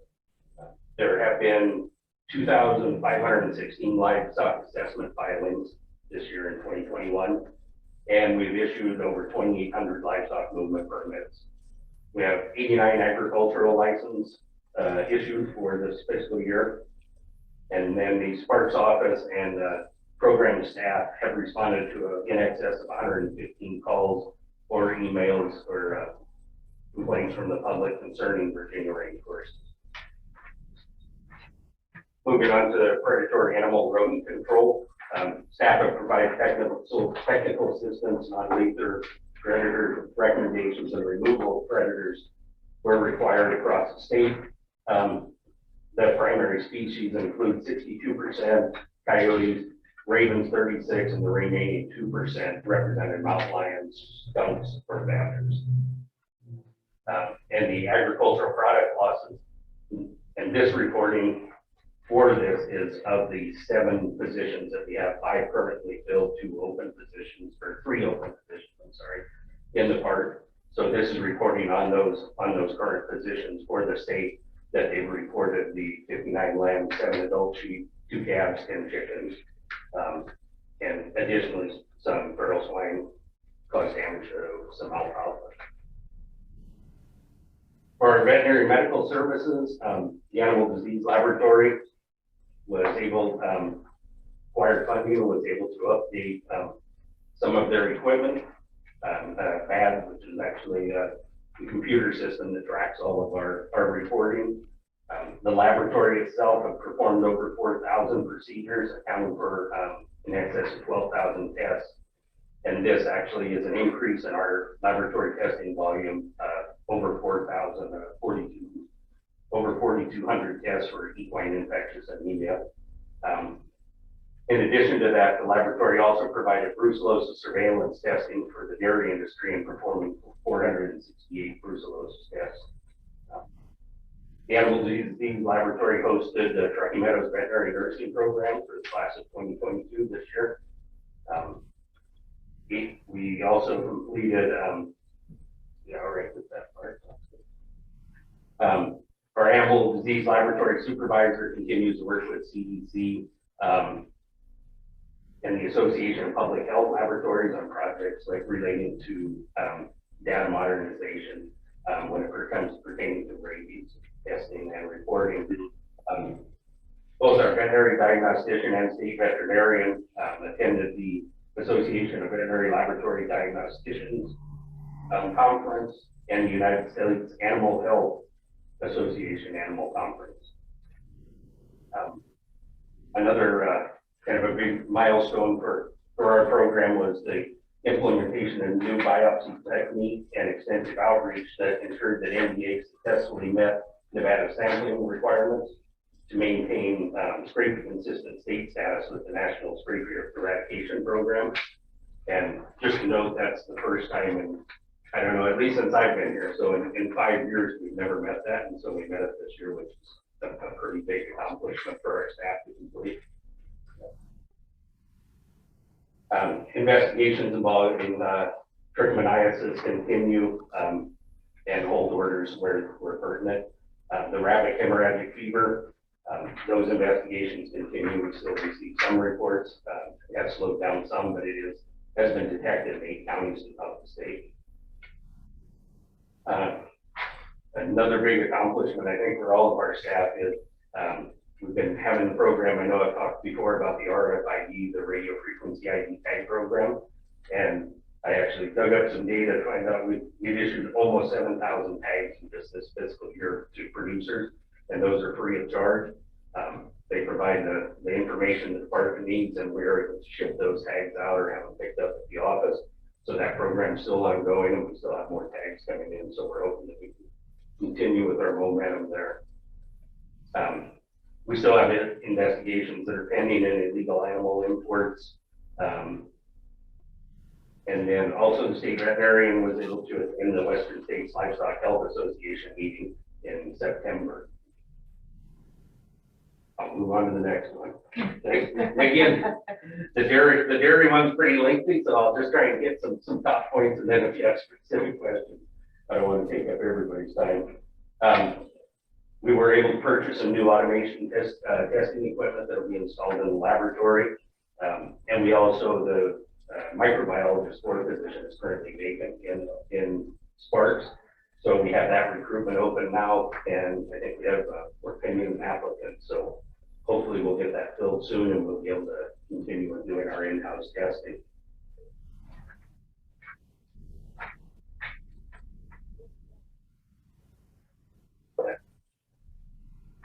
Then I will drop down to, as far as some of our dairy audit staff, they've completed 12 investigative remittance and closeout audits for FY22. We have 7 new applicants registered in the distributors due to their field investigations that they performed going out, researching the products that are being sold on shelves, and then following up with those distributors so we can get them licensed and within compliance. And we currently have 230 dairy distribution licenses currently in that program. Moving on to the industry impact, I kind of wanted to hit on this for an industry impact, because I know there was a lot of talk, and I don't know if anybody has heard about, we have had some complaints as far as some of our animal import requirements. And I think some of it is just, we're fine tuning our program. We have staff that are really paying attention to our regulations and trying to watch things. And one of those, I won't go through each one of these, but I can just kind of describe where we had a past history. At some point, the department implemented what was called a blanket permit. So normally, if you want to bring in, say, 5 bulls or something to the state of Nevada, you send in your certificate for veterinary inspection, your official ID, and like that, we issue a permit. We found that we were issuing blanket permits, which wasn't one permit number. The issue with it was everybody that was coming to a large event such as, and I'll say in compare or use as an example as NFR, who is in complete compliance. They actually get a blanket permit. They issue that number to anybody coming to the state with that blanket permit. And then each of those individuals supply, when they arrive at the NFR, they supply the documentation they need. They send it to the Sparks office. We can process and track, and that helps in our animal disease traceability program. What we found is we had issues with some other large events where they would get the blanket permit number, and then they would just hand it out to everybody that was attending the event.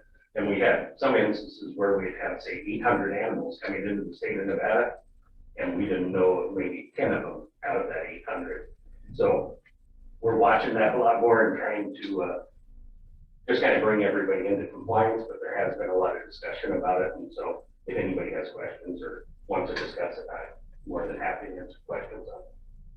Doug, just tell them that they can find cattle in Nevada, they don't have to bring it here. Don't have to import it. Use ours. Yeah. Yeah, Doug, about, was it 3 years ago, we had the issue with the horse diseases coming in with events in Southern California, Southern Nevada. We did have some, yeah. And have there been any other issues, or has that agreement for enforcement has been tested? I don't know of any recent, and not to the extent that we had previously. I know those we were lucky we were able to identify those that did come in. We quarantined the animals at the facilities, and then they left the state. So we were able to catch them before we hoped that they could have contaminated or got in contact with any other animals.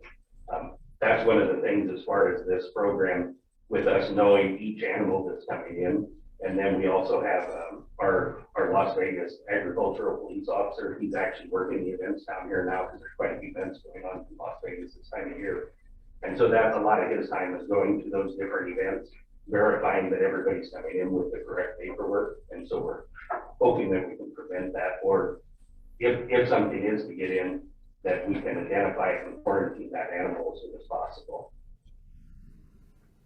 Okay, but yeah, thank you. Any other questions? I have a question. This is Charlie Frey, and my question kind of evolves around what Demar Dahl has suggested. I think all of us received the proposed resolution from Nevada Lands Council, and it specifically is related to NAC and NRS 562.200. And my question is, and I may need help from our Deputy Attorney General for this one, but I think we would be able to allow and discuss DMAR Dahl's proposal. And it relates only to, I believe, DMAR, you can correct me to this, but it only relates to transportation of livestock within the state borders, not from outside, you know, what Doug had just mentioned. And my concern is that NRS 565.200 specifically states that we do not have to provide brand inspection transporting livestock within the state of Nevada. So I'm not sure how we should proceed on this, but it looks like what the Nevada Lands Council has done and DMAR Dahl has done is pretty much reinstated or readdressed the NRS statutes. And this is a really important point because we're spending a lot of money, staff time and resources on going around and providing a branding inspection for animals that are being shipped within the state. They may be just moving across the county line or within the state anywhere just for seasonal feed reasons where they have to go out and graze in different areas. So I guess this question is really directed to the Deputy Attorney General's office because I think we are allowed, since we have item number 11 indicated that we can discuss and adopt a proposal for the chapter 565, which that is what this is. And chapter 565 again specifically states that we do not need to inspect livestock moving from within the boundaries. Could we maybe have a discussion on that? Woody, for the record, Worthington, we're gonna get to that just a second. We're just ahead. So he was actually, do you have any questions specifically for Doug in regards to? Not with regard to shipping animals from outside the state, either out of the state or coming from another state to Nevada. I don't have any questions on that. Okay, perfect. Are you done with your presentation? Yes, go ahead. I was just trying to wrap up the presentation, then we'll get to that letter line as we on that. Okay, thank you. Jim Snyder, go ahead. Yeah. What's your assessment of the success of the American Wild Horse Campaign agreement? Is that working well for us? For the record, Doug Ferris, I think that depends on maybe a little future looking at, they do provide an annual report with their totals. Games that started in 2019, we've now received 2 of those reports.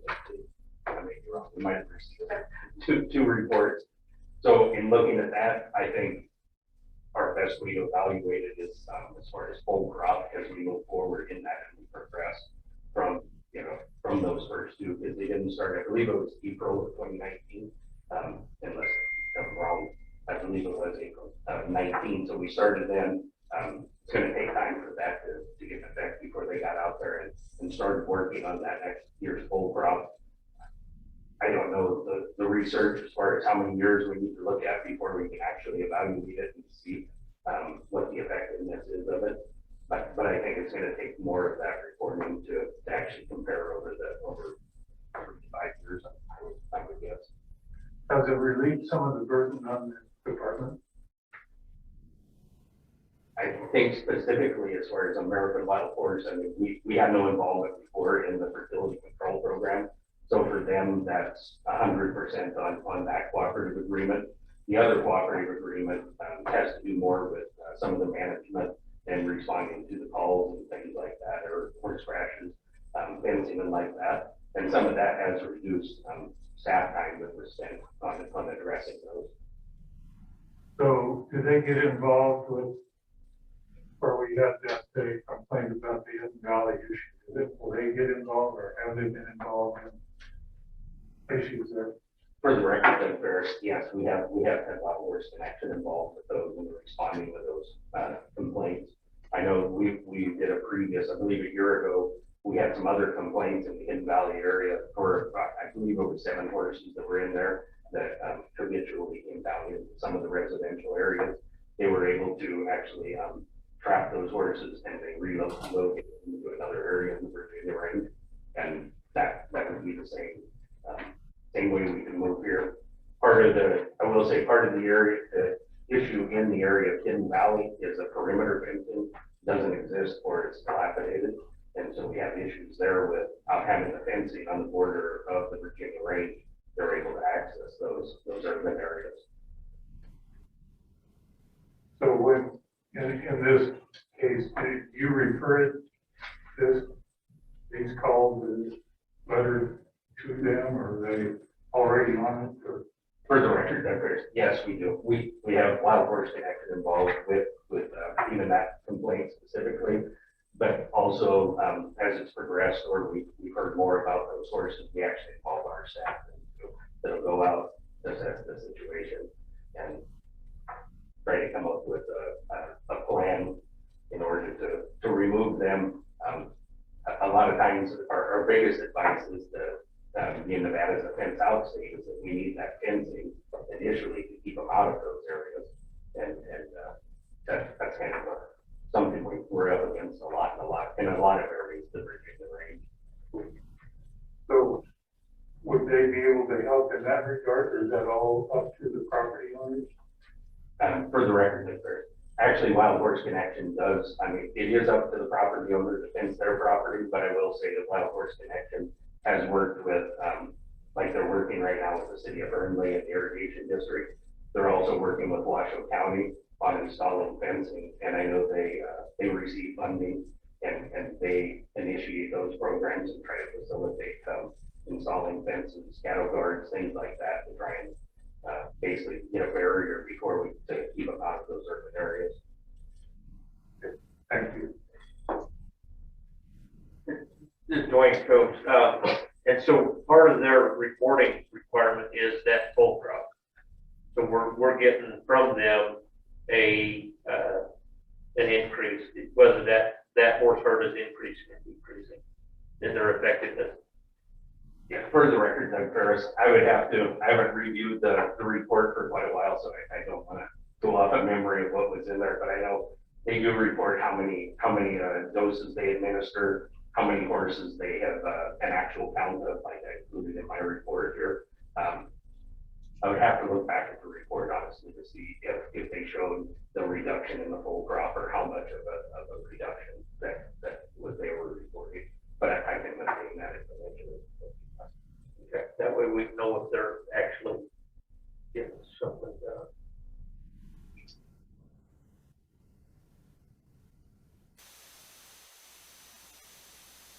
Thank you, Doug.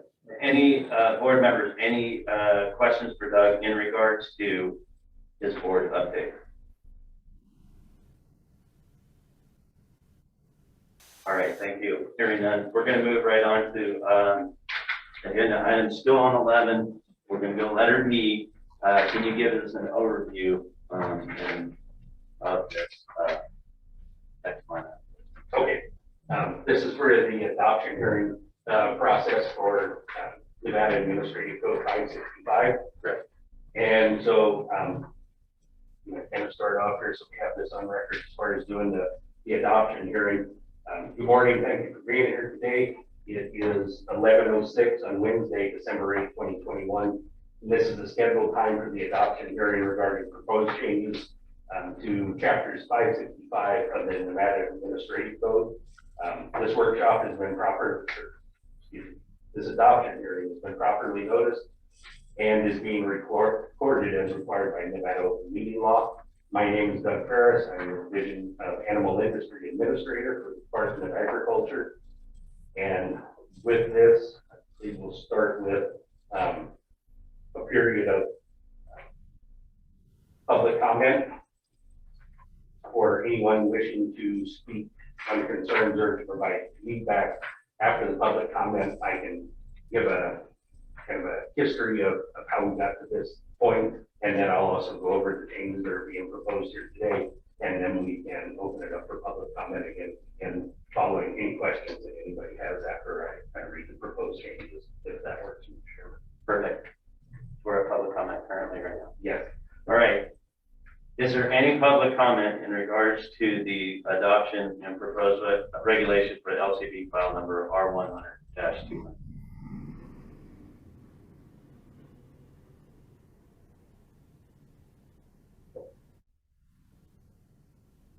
All right, hearing none, it is closed public comment, so go ahead.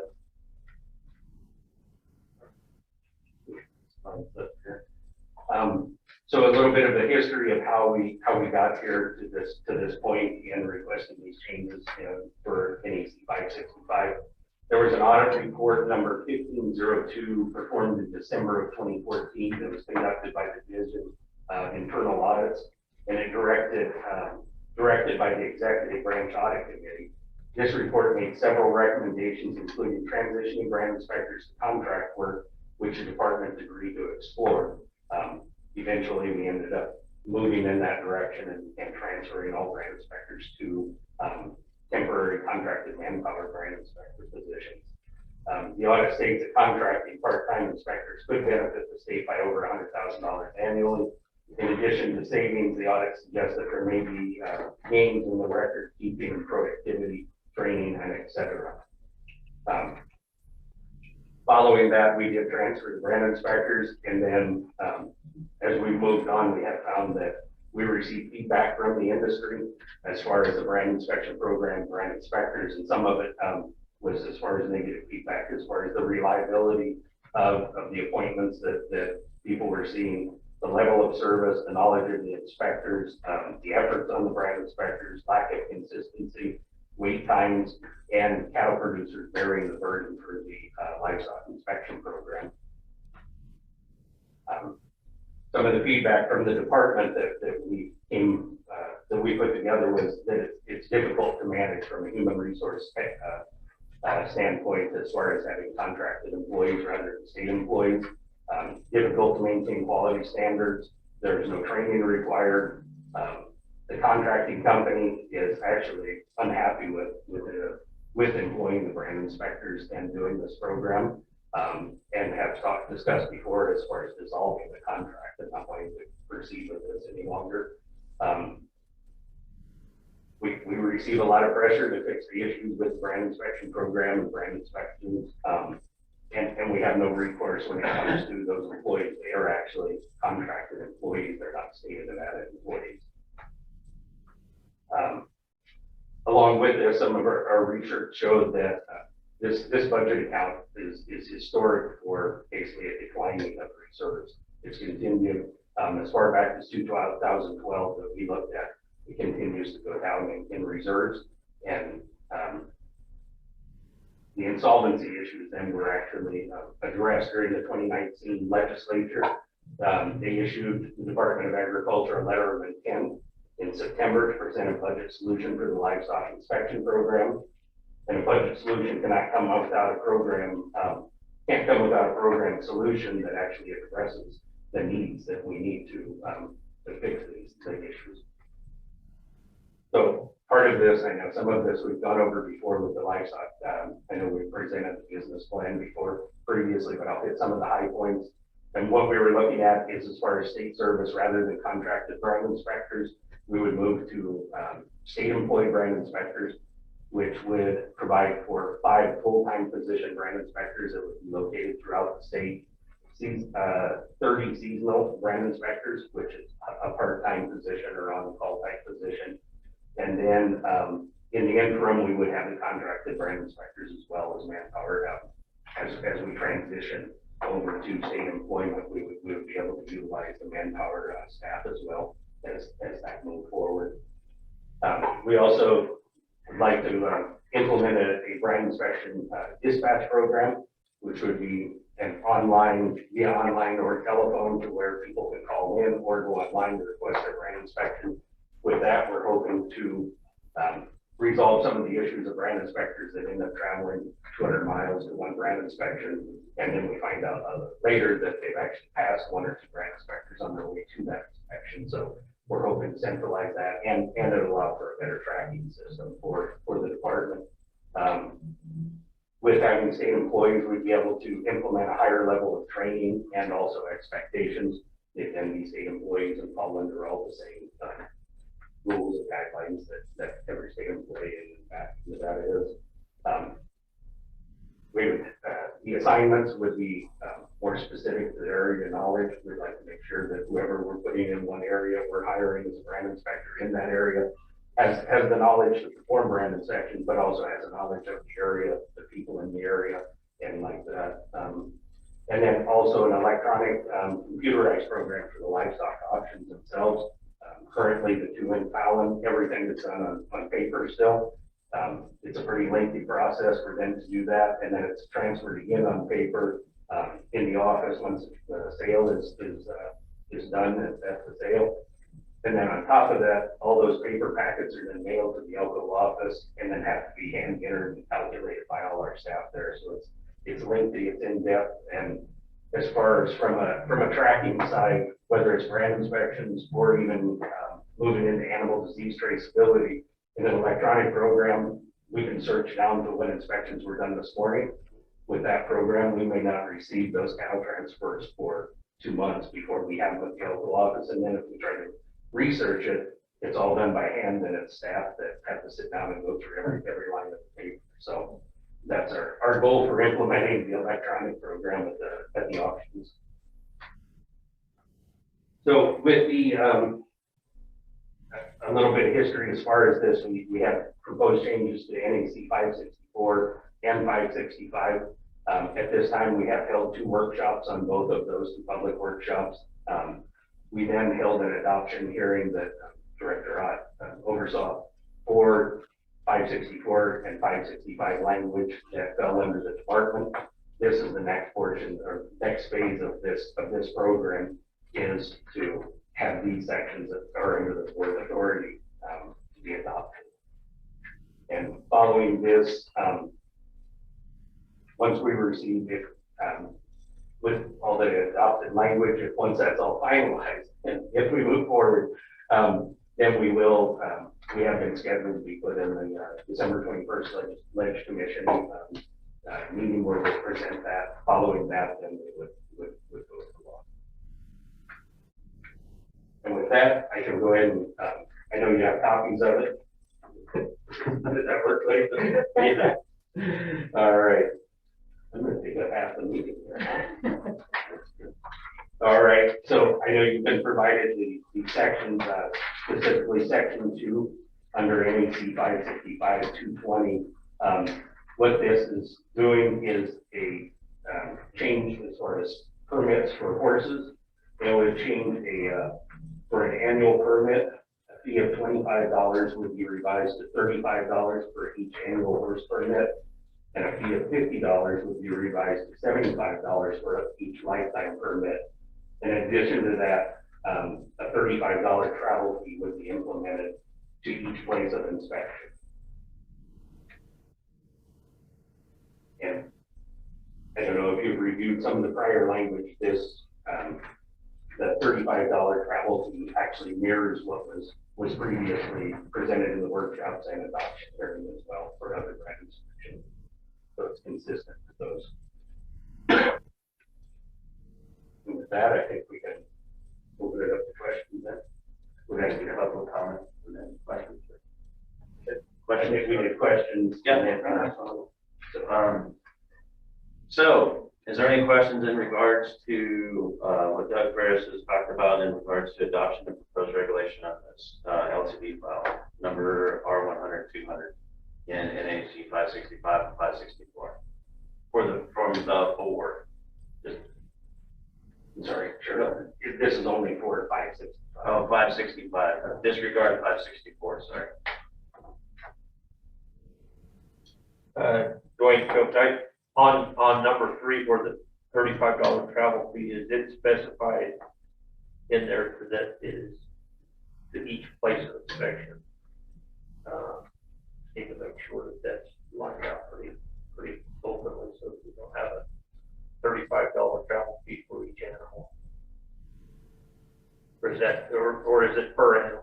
No, this is, for the record, the $35 travel fee, which is actually outlined as well in previous sections that were revised in 565. It's per inspection site, and that was some of the public input that we received, that prior it was $35 per inspection, and then we did have producers that said, if 5 of us get together, or if 3 people want to have their horses inspected and they bring them all to one location, then the $35 only applies to whoever's location that is what the specifically Nevada County requested, that they be able to do that. But it's per location, so it wouldn't be assessed on all 3. Okay. Yeah, I have no objection to this, and I hope it's the right move and successful. Having said that, back when we went with the contract labor in the past, we had problems we were dealing with then. And this is the path the board and director chose at that time. And maybe that wasn't successful. I just hope there's some institutional memory and learning involved here, so we try to avoid going down these wrong paths. Yeah. That's all I get. Thanks. Any other board members have any discussion?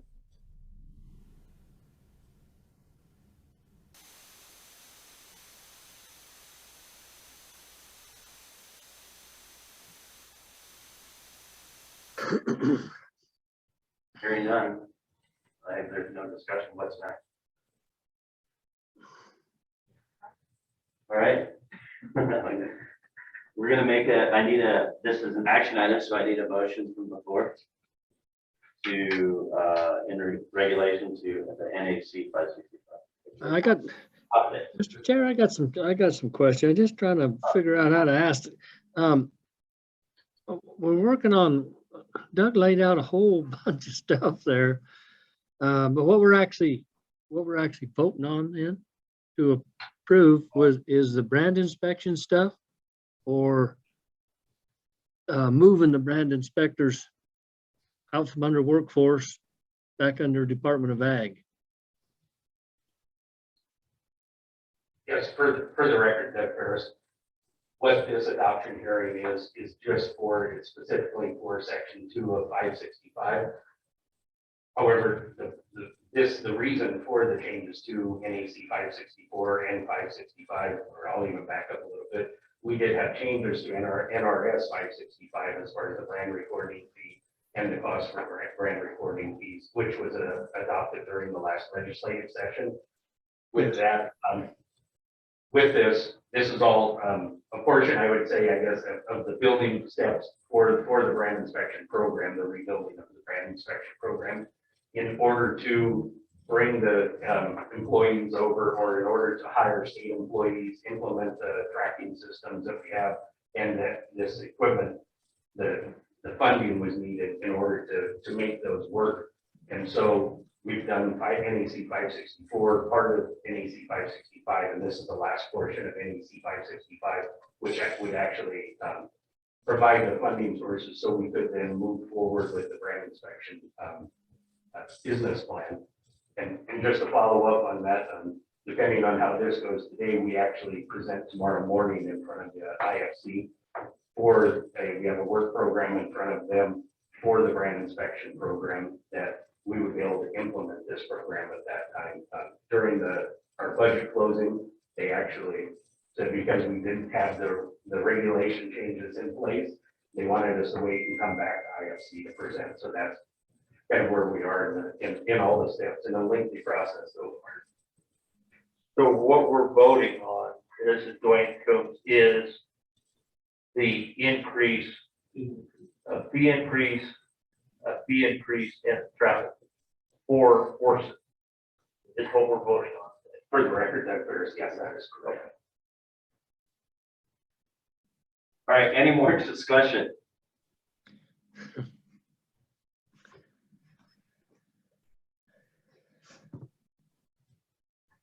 Is Mr. Chairman, Pete Perry. Go ahead, Pete, we got you. Yes.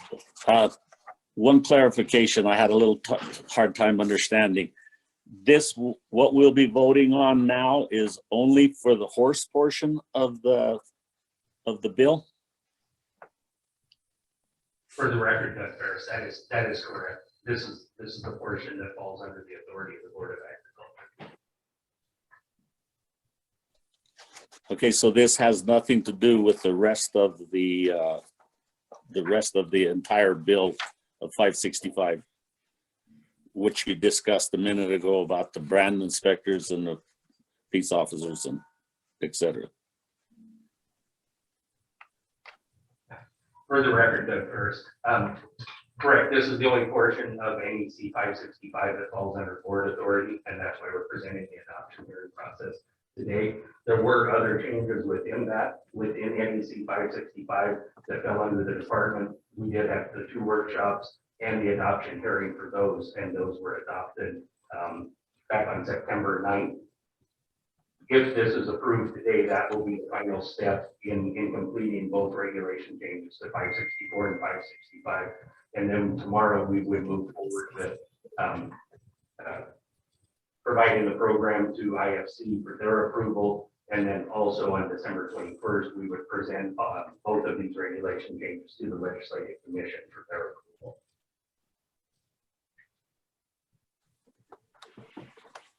Okay, thank you. Any other questions or discussion? Is it, Doug, this is Commissioner Higbee.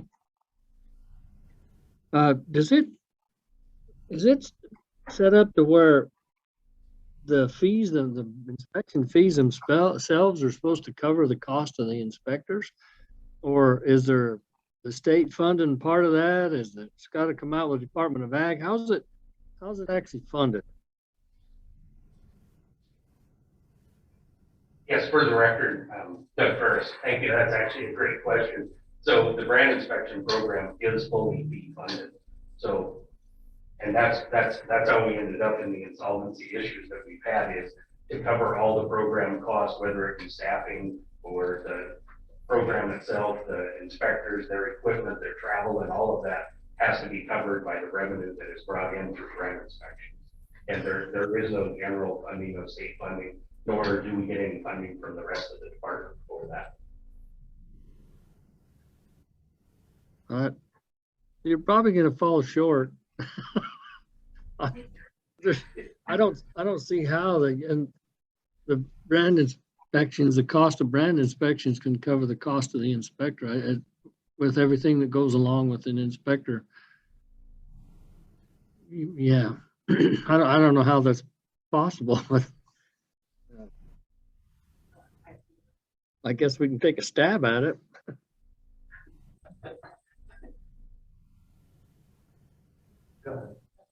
Commissioner Higbee, this is Jennifer. I just, part of the reason of going in front of the Interim Finance Committee tomorrow is to review our financials and our projections for this program and how these NAC changes will accomplish that. So, you know, this is financial projections that we run and rerun and have vetted through legislative analysts and governor's finance office analysts, and then rerun again.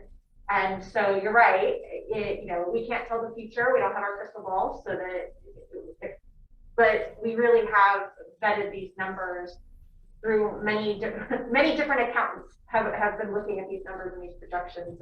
And so it is a bit of a stab, but it's a very well-informed stab. Well, would we be better off to table it until Interim Finance Committee takes a look at it and then bring it back? I mean, are we in that big a hurry to get it done, or do we want to would we want to put it back a month or so? So Jennifer, See some numbers, so we can actually see some numbers with it. so we can't move forward with numbers until these regs are adopted. So if the regs do not get adopted today, What if I don't want to adopt the regs if I don't know what it's going to cost me? It's like, go Papa, go get me a credit card. Go just get the credit card. We'll tell you what it costs you later. the projections are provided as part of the business plan. Any other discussion in regards to this adoption?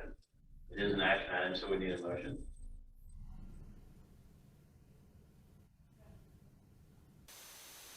I move to adopt the regulation. Jim second.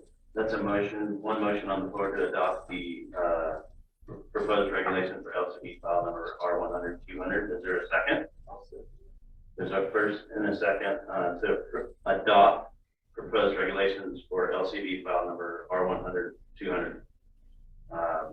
Any discussion? Hearing none. I would say I understand Commissioner Higby's concerns, and I hope the projections are right. I hope it pays for itself. So we have a first and a second. Discussion closed. All in favor say aye. Aye. All those opposed say no. All those opposed say Nay. Nay. Nay. There they go.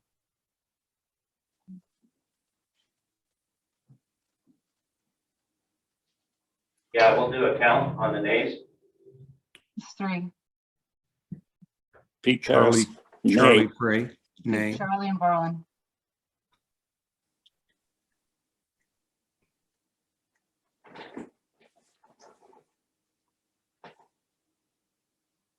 So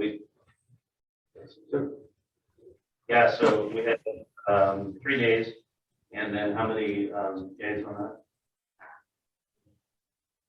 8 days on that. So with that being said, it's so moved, it passes. We go. Yep, we're go ahead and wrap up on public comment. Yep. Okay, at this portion, then we'll open it back up to public comment, and anybody with public comment, we just ask that you keep it to 3 minutes, please. Any public comment here? Mr. Chairman, Peter Kruger with the Petroleum Marketers Association.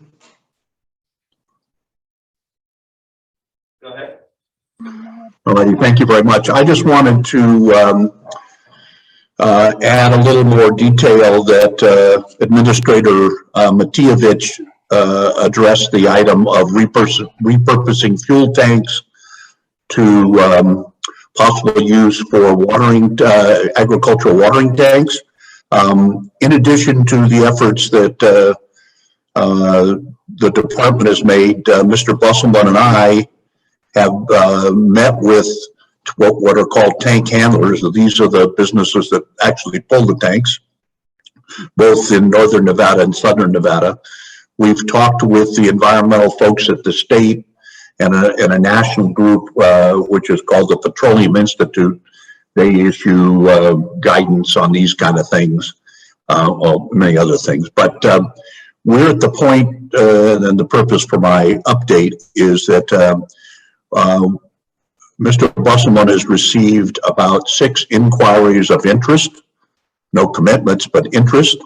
And we're at the process right now of obtaining from 3 or 4 of the tank handlers or pullers a schedule of steel tanks. And I do want to second what Ms. Matievich said regarding fiberglass tanks are not suitable for this particular. They get dry, they get cracked, and they really are just crushed and go into the landfill. So we are working, the industry is working that along with the with the department, and we hope before your next meeting that we'll have that schedule and we'll find that there is an interest to do this.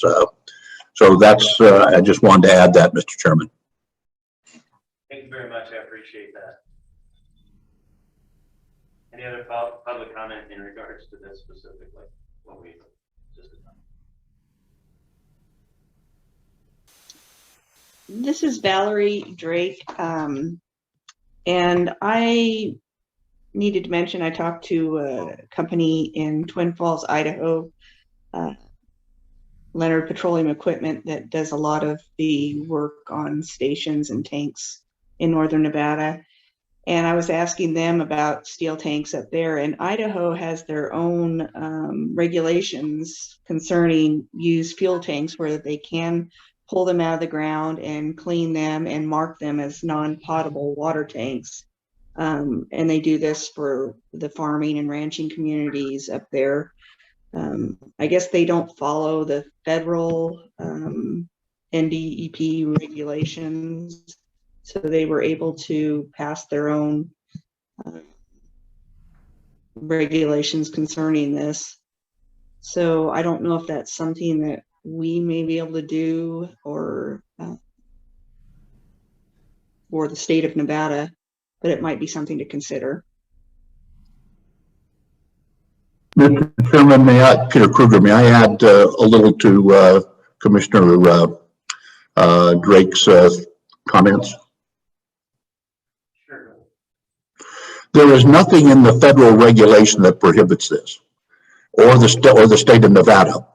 I would be interested, Valerie, to look at, and I'll read and talk to you about this, because that's good information. But there really is no federal requirement. The only requirements are that the tanks be triple washed, and this has to do with them going into the landfill. And that's what the procedures really are addressing, how they're disposed of, not how they're repurposed. So anyway, thank you for that. You and I can work together, and I'd be interested in seeing that. But I think this is a doable deal, and can, if the interest is there, can possibly make a change for how livestock and other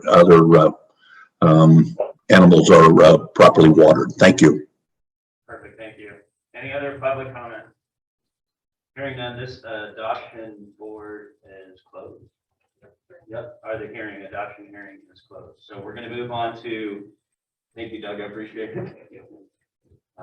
We're going to move to line item 12, administration board update. Jerry, are you there? I am. Oh, I swear I am. Here I am. All right, no problem. All right, excuse me. Hi, I'm Jerry Conrad. I'm the Deputy Director at the Nevada Department of Agriculture. I'm here to present the Division of Administrative Services Board Report. I'll touch on a few items, but please feel free to let me know if there's anything specific that you'd like to hear more about. Since the last board meeting, the Trade and Economic Development Program activities have included 4 Nevada companies attended a virtual trade mission between suppliers and buyers for the South Africa and Israel markets. We held an in-person inbound trade mission at the Sparks Nevada Department of Agriculture office last month, and that brought in 4 buyers from across Mexico to meet with 4 Nevada companies. And that was always nice to be able to have those types of events, you know, in person at our department when possible. In partnership with Made in Nevada, we held the first Nevada Agriculture, Food and Beverage Small Business of the Year Award. We received 27 nominations from across the state. Judges reviewed and scored each eligible nominee, looking at things like innovation, growth, community support. And this year's winner was TSP Baking Company in Las Vegas. You may have seen some news about that, but that was quite exciting actually. And that looks like a fun business. I can't wait to check out their baked goods next time I'm down in Vegas. Also, you'll notice in your the online agenda there and online board packet backup, there is a link to the 2021 Q2 trade report if you'd like to take a look at that when you get time. Moving on to communication efforts.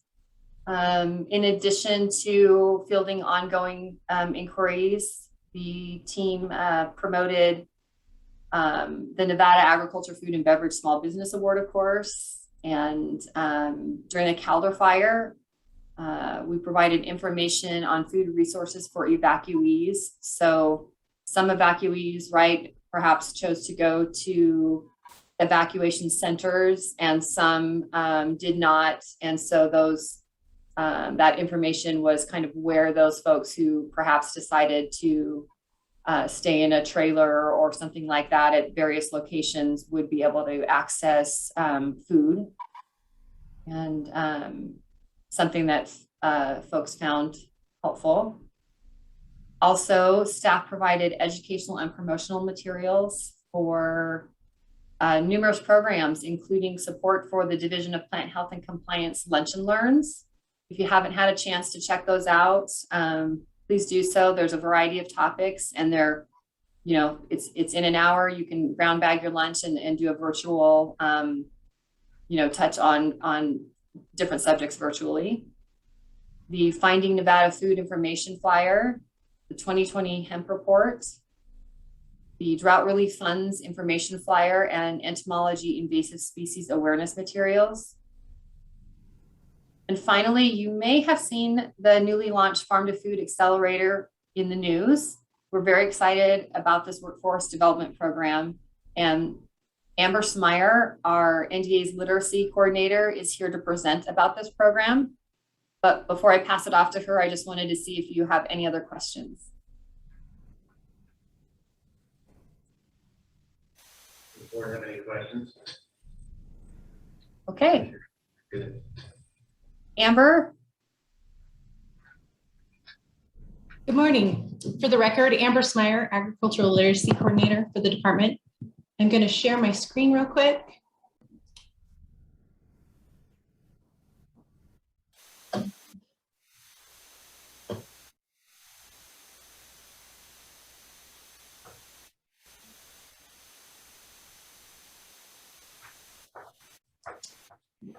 Today, it's my pleasure to share oh, just kidding, we're having troubles. Let me try that again. Got it. Okay, can you see it on your end? Great. It's my pleasure to share an update on Nevada's participation in the Women's Farm to Food Accelerator program. Just wanted to provide additional information on what this looks like and how we're engaging the industry. Background information. So this program evolved as an initiative from the National Association of State Departments of Agriculture Foundation. So they started looking at how can they support women in agriculture, and one segment that they found was this population of women farmers who wanted to do a value-added food or beverage product. And so they've targeted that area, and that has evolved into this Farm to Food Accelerator program. At its core, it is a workforce development program. So it's helping small business owners and managers really grow their operations, develop new business strategies, and increase their chance for success. And it's being delivered through an online program and targeting, helping these women who either want to launch or expand their value-added food or beverage product. So that's how it got started. And thanks to Director Ott's relationships and work with the NASDA and NASDA Foundation at the national level, she became aware of this program and was able to bring it back to Nevada. So we're actually only the 4th state to be able to send participants to engage in this curriculum. So we're really excited about that opportunity. And as I mentioned, NASDA Foundation really has been instrumental in pulling this together. So they reached out to partners initially, including the Union Kitchen, which is a business accelerator program in Washington, DC, and works with companies on that East Coast, as well as the Oregon State University Food Innovation Center. And they really are the food experts that have been brought in to help develop curriculum to meet the needs of these agriculturalists. And in their initial phase, piloted last year, they partnered with Oregon and Washington to develop a cohort of women to pilot the program. And so this year, we're able to join Oregon and Washington and send participants from Nevada to join them. So we're excited to be collaborating with these partners and providing this opportunity to Nevadans. Just a little bit of background in terms of what information or who this program is targeted for. So as I mentioned, it was focused on women farmers who are doing a food or beverage product. But we soon learned, or they learned, that there was also an opportunity for those who are small business owners doing food and beverage that might be sourcing local ingredients. So those folks are also eligible to apply. And again, it's really focused at those small business owners and managers to make sure that they can make decisions about their products. And was developed with the idea of let's focus on specialty crops. So again, those fruits, vegetables, herbs, honey, and how they can sell their produce, but then adapt it into these value-added food or beverage products. Luckily, we were able to secure funds through the 2020 Nevada Specialty Crop Block Grant, and that allowed us to send 10 agribusinesses to participate in this year's program. So just a little bit more background on when we did this application process. We were really pleased that we received 25 applications in this initial year. Some information on those that weren't selected. We had a handful that would have qualified, but their idea was not maybe as developed as it would need to be to really benefit from this program. And so that tells us, I think that's an indicator that we have opportunities to continue offering this to others in the future. We also had folks who applied but didn't qualify based on the specialty crop ingredient. And so again, I think that indicates that there's interest in these kind of business resources from our industry folks, and there's opportunities to potentially provide additional support to folks across all commodities. Just wanted to give you a little bit of insight into what the curriculum and timeline looks like. So for our participants this year, they started the program in November, and it'll cover 15 weeks and wrap up in March. So each of the courses are divided into these little mini courses. So launching your product, marketing, scaling and growth, and pricing. And then under that are these weekly modules where they really dive into a topic and work with these food experts to learn more about it. So in that calendar, you can see that they're just wrapping up today the Knowing Your Cost module, and we'll be starting the food safety and licensing. So we really anticipate that one should be of high interest, because we hear from folks all the time that they're not sure where to go for permitting, what permitting they need in the state. And so we're hopeful that we can kind of clarify some of those resources for them. Wanted to share a little bit more about how it looks from the participant side. So they've developed an online web platform that the participants can interact with. So they log in, can connect to the cohort, they can connect to the experts and state resources. Each week, they complete their module. They have a video or an expert from whoever the instructor is that week that kind of gives them the background information, conveys the knowledge that they need on that topic. And then simultaneously, they're asked to do an activity that really helps them grow their business. And so some examples of activities that they've done recently, they've done a grocery store audit where they've compared their product to other similar ones on the market, and they've looked at labeling, marketing and packaging. They've also done a customer survey to obtain insight into their purchasing habits. So they're starting to learn about what consumer preferences are. So those are a few examples of what they've already done to date. And then through this, they're able to connect with their peers to share their learning experiences with each other. And each module concludes with an hour-and-a-half live discussion via Zoom, where they're able to ask specific questions to those instructors. The instructors are giving them feedback on their activities. They're able to clarify information and just use that as a time to dialogue and learn more. A second component of the program is this one-on-one needs kind of consultation availability. So depending on where they are in their business, they recognize that there's specific needs that they may need from experts. And so through our partners, they're able to meet on one-on-one and receive this consultation, which I think is one of the great benefits of bringing all of this expertise to our businesses. Wanted to share that these are the participants that were selected for the current 2022 program. So 11 women from 10 agribusinesses, because we do have a team in one, and we're pleased that they are dispersed across 7 counties. All of them that were selected this year are specialty crop farmers doing a product from their produce. And so you can see that some of the products they're doing are jams, wine. We have a tomato-based sauce, the mushroom jerky. And so we're really excited to see these women expand their product lines. And I wanted to share, some of the motivation that we're hearing from the women in terms of why they wanted to participate. So one of the questions we asked on the application was, how can the Farm to Food Accelerator help? And so one applicant said, I want to be able to market my produce, I want to be able to market my product online, direct to consumer, 12 months of the year. Currently, we sell produce 5 months of the year. This would enhance my business. Another said, I have a product that people really enjoy, and I constantly receive requests from my farmers market consumers about making it more widely available. I do not know yet how to scale up my operation or what steps to take in order to take them in. I believe the Accelerator program would be the perfect avenue for learning this type of information. And finally, a third said, I'm a first-generation business owner and have the ideas and motivation to do big things, but I'm struggling with finding the right resources, knowledge, and people to help me further my business. And I wanted to share those because I think it highlights some key needs and challenges that are probably facing all small agribusinesses across the state.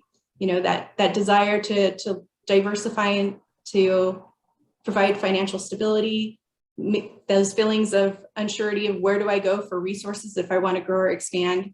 And so I think this provides us some guidance on what resources we might be developing that benefits this program, but that we could adapt to make it more widely available for all industry. So happy to share those. Our next steps are that we are currently supporting this class. And so that includes making connections. We're, sharing information with them that's specific to our state. And then we're also engaging them in feedback so that we can identify if there's any gaps in the program that need filled, as well as state-specific resources. So we continue to connect with them regularly to find out how we can support them.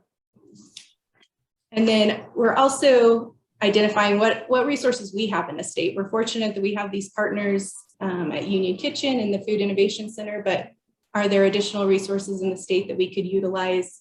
And then similarly, as I was mentioning, are they resources as we develop for this program that we could roll out more broadly to all of the industry? And then finally, we're already communicating with NASDA Foundation about the future of this program and how we can expand our offering. So just wanted to share the program website from the NASDA Foundation if you want to learn more, as well as my contact information. Happy to visit with folks interested in learning about the program. And if there's any questions for me, I'm happy to take them. Any discussion from the board or comments? Great job, Amber. Proof is in the pudding. We met with the mushroom jerky down here in their operation, and she was over the moon.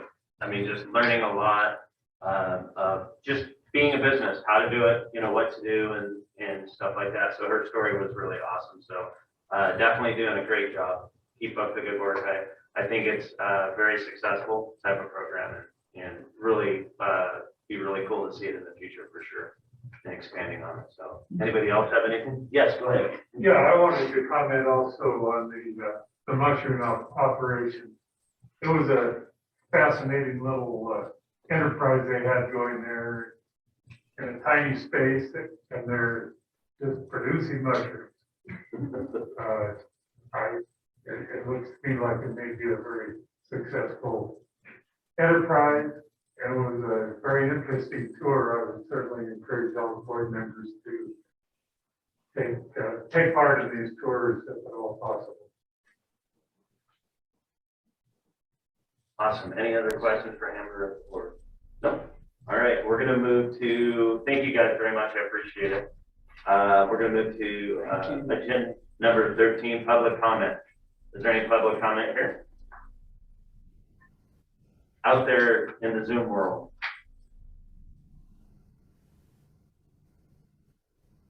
All right, hearing none, we're gonna close public comment, and then do we make it in time, almost in time for lunch? So we're gonna adjourn.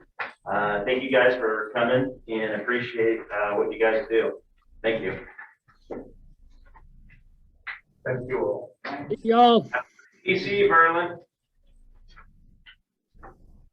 Have a good one. All right, see you later. Bye, Charlie. Thank you. See Thank you you. later. Bye-bye.